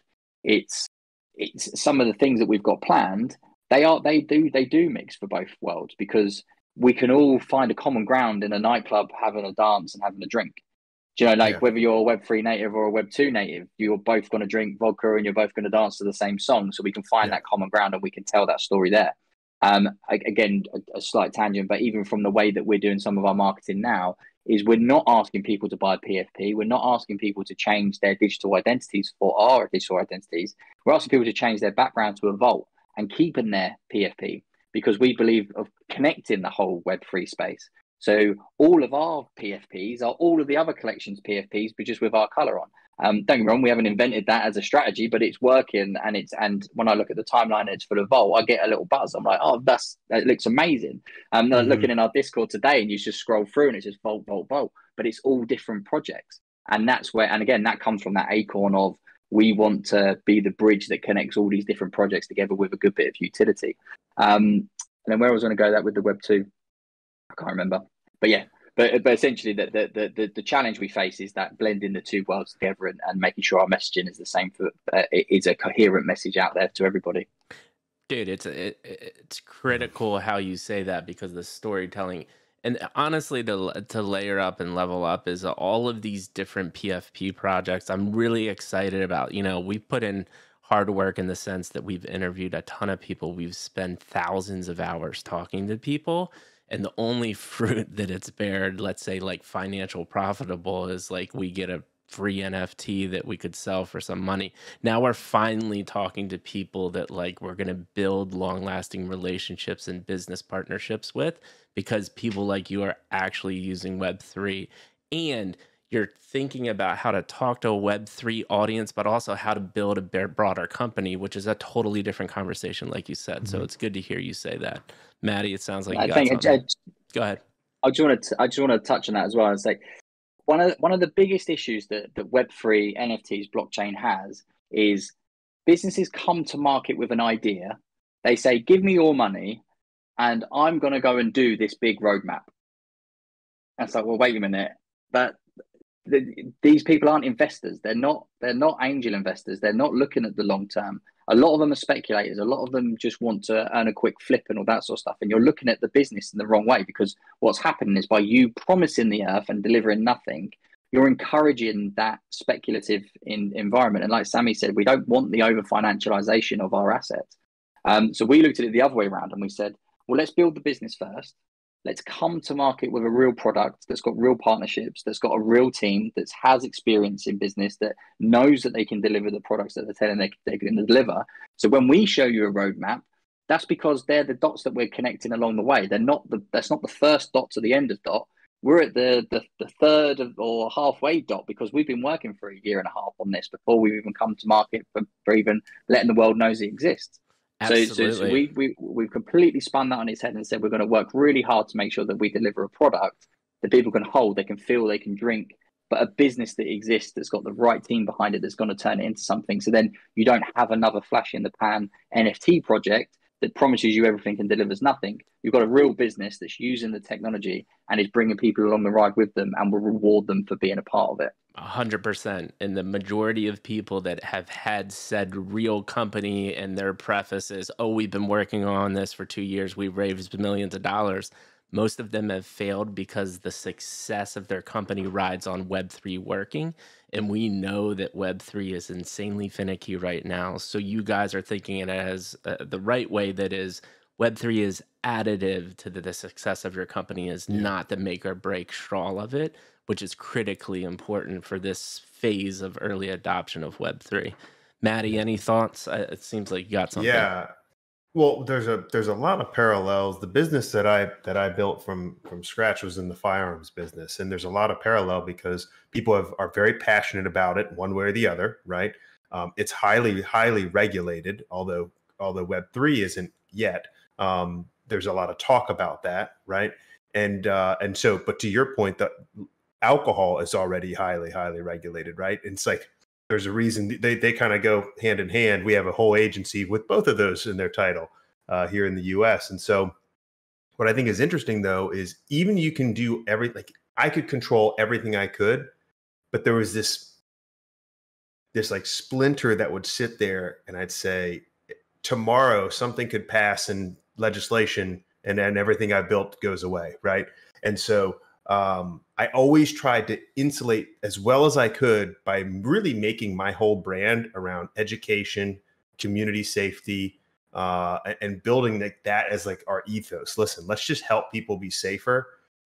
There's a lot of awareness that needs to go out there, and that helped people digest what I was doing very easily. And what I hear you saying is you're kind of bringing that same approach in. You know, if you go hard with this, sign up a wallet, seed phrase, all this stuff, you lose people, man. But if you can just, like you said, go out, have a drink, we're all excited to have a drink, go dance at the club. If we can bring it at that level and people can start adopting this tech, it actually helps the rest when it comes to wide adoption as a whole. Do you have any, any thoughts on that? And two, are there any concerns from the alcohol side? Just because, as you said, Sammy, that it is very regulated. Any concerns there for how this is going to work from an international standpoint? Yes and no. In the short term, yes, there are issues because you have to have licenses and register in certain jurisdictions. In the long term, no, not really. To be honest, our partners are huge enough to be able to open a ton of doors for us. Our team are experienced enough to be able to figure any of these problems out. But in the short term, could registration in one country take 6 months when we thought it was going to take 3 months? Potentially, and there could be hiccups. But problems on the regulation side, I really don't believe, I may have to eat my words and apologize because this is recorded and someone may pull me up on this eventually, but I really don't think a lot of the regulation will be targeted at what we're doing. A lot of the regulation is targeted on the Web3 side of things, at the speculative side, the flippers, the people who are getting in early. The scams. Yeah, and dumping on retail audiences and the influencers, etc. So we've given you, to be honest, we've given you a lot of alpha. We haven't discussed with anyone yet. But when we do release the technology, it will make sense. It is fully designed to leverage blockchain to give a new use case to NFTs. So most people think of NFTs as JPEGs or artwork. That is not what our NFT is, even though it will have a front end and it will have nice design. The real value is built on the back end of what this NFT is. Right. Love it. Tom. And mostly what I'm excited about is that you guys have thought about it, and it sounds like you've thought about it extensively. And that I think is a good, that's a very good position to be in moving forward. And that's why I really wanted to ask the question, to just have that answer, because I think you'll be happy you recorded that long term, that it's like, yep, we thought about it. We're working on it. We have a plan for it. So that's good. Thanks. Yeah, it's huge. I mean, your guys' entrepreneurship background really shines through. And again, one of the more fruitful, we get to the Web3 conversations, but they're usually not that fruitful because people they're like, oh yeah, we're going to get some money and then we're going to make shit. And it's like, well, it's not that easy, right? Well. Tom, any input on that conversation? If not, I want to be cognizant of time. We're at 2 hours and 10 minutes. We can start kind of rolling and shutting down. It's felt like 10 minutes to me because this has been fascinating. No, this has been really good. No, I really appreciate both your time and spending time to talk to us and go in depth. The only thing I would sort of add to what Sammy said there is really drilling in why blockchain exists, and it's that sense of ownership, and especially NFTs, it's that digital proof of ownership. And that's what it should be. And I think what's happened is we've got so distracted with the pretty pictures and different storytellings that we've forgotten about actually why we've created this, why this technology exists and why we're creating our product. And it's that sense of ownership that currently people can't have in a digital world, or can't trust in a digital world. And if we can build the technology that enables that ownership, but has a front face on it that the person on the other end doesn't know that it's blockchain as such, or they don't know the technology that goes behind it. They just have an experience that they experience every day on the internet, but they have something that is trustless, that is the real proof of ownership that you can do what you want to do with. And that's where we're coming from, is really using that ethos of what the technology is for. Yeah, man, just another beautiful explanation. Couple more questions to kind of round it out here. First one, before we kind of get to the future facing, is what do you both think? And we've kind of talked about it a little bit, but just more poignantly, what do you think the biggest challenges are for Web3 in, let's say, the next 2 to 3 years? And I'll start with you, Sammy. What do you think about when I ask you that? I think it's getting over the last 18 months, essentially. Is the FTX saga, FTX, Luna, Celsius, BlockFi, 3 Arrows Capital. They were huge businesses that wiped out huge amount of retail value. So that, for me, I think is the biggest threat over the next couple of years, is that stays fresh in people's memories, and that there isn't any real big worldwide drive for blockchain to become a positive sort of sentiment. I think also the over financialization of everything. I've mentioned it already, but I think that's like the long-term big issue. If you just look at it from like a total addressable market of what crypto could be right now, right? So how many people in the world own stocks and shares? I know in Europe it's around 10-15%. In America it's slightly higher, about 20%. That is like the entire market that crypto is trying to hit at the moment. That is not the market that crypto should be trying to hit. The market that crypto should be trying to hit, or blockchain should be trying to hit, is the market the size of the internet. That every single country on the planet and every single person on the planet, essentially minus all these random tribes, deals with the internet at some point. Now, the only way we do that is if we stop treating blockchain and crypto as speculative investments. I'm going to put some money in. I'm going to hope that the number goes up, or I'm going to buy this NFT. I'm going to hope the number goes up. We need to find more use cases, more real tangible reasons to use blockchain other than investments, because I love it. Whilst we're all in this little bubble, we all talk about investments. when you walk down the street or you go to the pub or you go meet your friends, most of them they do not care about investments, but they do care about the internet. Dude, I love it. Exactly. Amazing explanation. Tom, anything to add to that? Yeah, so I'll support what Sammy said, and I'll my brain's gone blank, but I'll add on a part if my brain comes back. Optics, that was it. That's what I was going to say. Sorry. So essentially, I think we've got a massive optics problem. So, like what Sammy said, if the man in the pub, he reads his newspaper and the stories he reads about blockchain and about crypto is someone's lost billions of pounds, or the person in the pub that bought some Bitcoin at the top and now it's crashed and he's lost his $100. It's the optics. I think we've burned so many bridges over the last two bull runs that we make every bull run will get bigger, but it will become harder to tick up. You're going to have more shinier products, more things to interest people to get people back. You're going to need those headline hitting rates of 10,000% returns and stuff for someone to try and dip their toe in, which is completely unsustainable, and we cannot build an industry on that. So I think our biggest challenge is this optics, and I think that's what we're trying to address. Is saying we're just using the technology. We're not out here trying to make you 10,000% return. We're not trying to do this. We're trying to use the technology for what it's done for, but while doing it, reward people and make sure people are earning for their efforts. So my biggest challenge I think Web3 is facing is the optics that people are looking at in the street.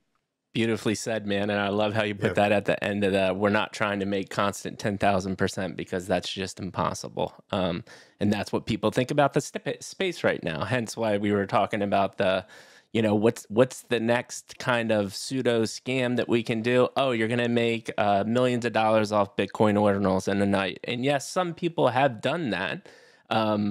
But it's not the majority, right? Twitter is a very deceptive tool that people use, unfortunately, especially because most of the people don't know what they're doing, and you can get burned very quickly. Maddie, any thoughts there? No, man, I love it. I'm just loving the answer. Yeah. Mike, you don't mind if I just jump in quickly on that point, right? So it is proven over well over 100 years of the stock market that roughly, and this happened decade after decade after decade, roughly about 75% of people lose money long-term trading and investing on a retail side of things. So if our entire ambition is that we bring people in to trade and invest, 75% of people will continuously lose money and they will continuously fall away from the ecosystem. So we need to do way more than that.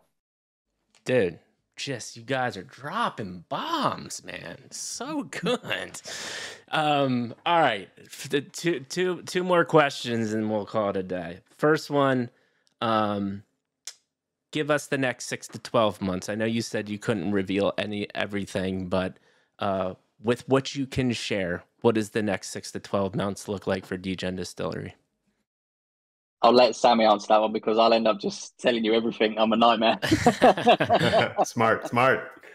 We've already said too much, so your viewers are going to be getting a ton of alpha. But the next 6 to 12 months is we are on a marketing campaign at the moment, looking for our members, our community, etc.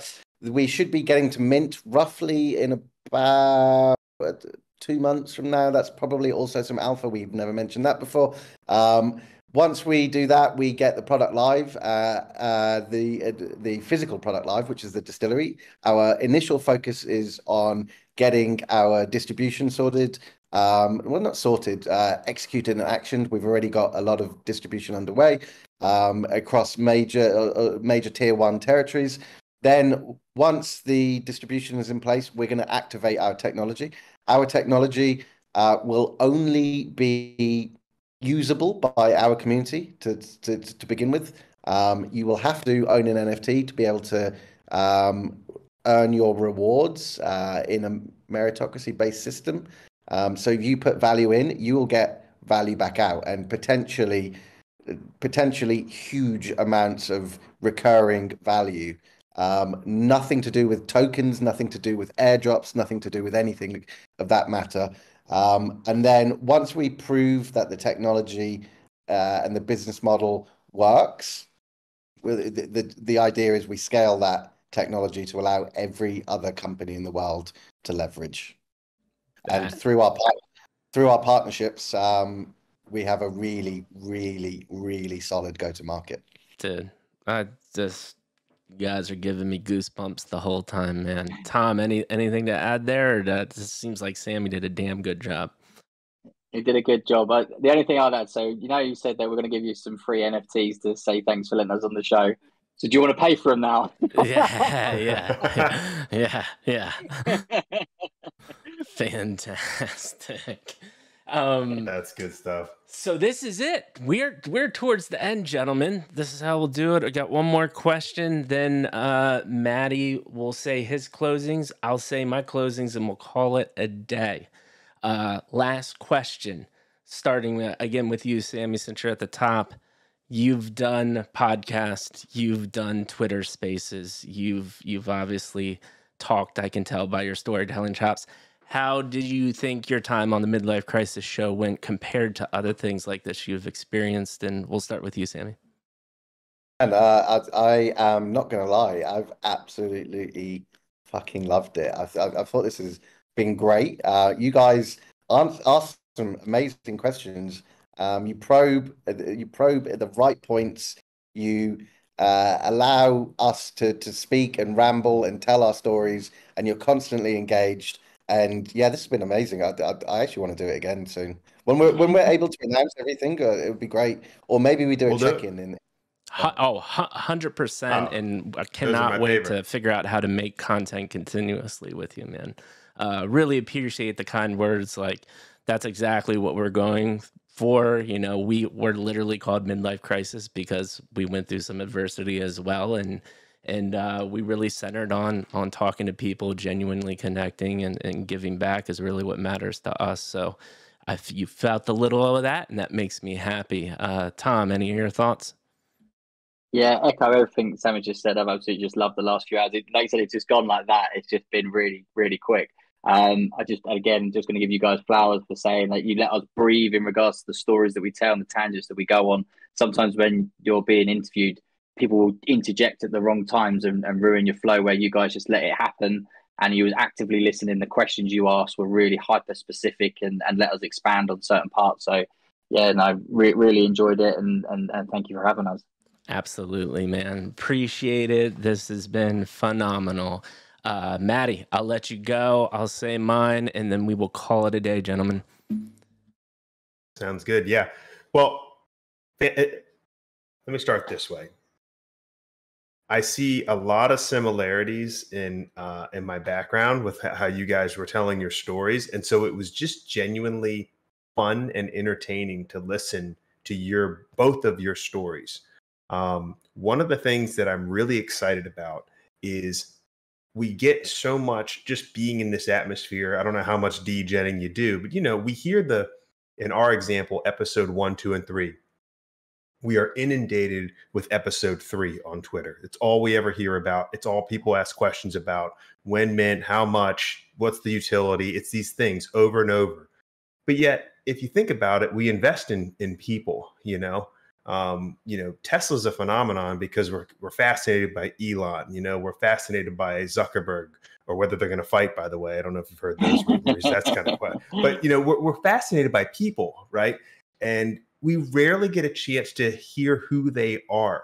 And what's cool to me is, before I mentioned, you guys were bringing this story arc together. Seeing your background, seeing the background you guys both had, and not just hospitality, but with investments, with building businesses, with entertainment. Think about it. We're talking about the concept of a distillery, but you guys have been at both ends of the spectrum. You know what I mean? You've been there at the nightclub handing out drinks. And so how the end user consumes this, literally consumes this, right?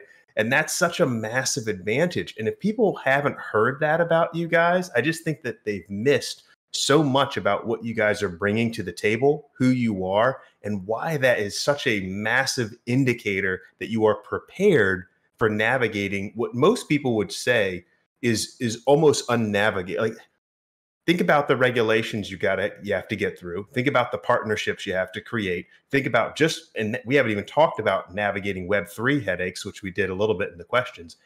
But now I can hear what you guys are doing and be confident that, okay, these guys know what they're doing.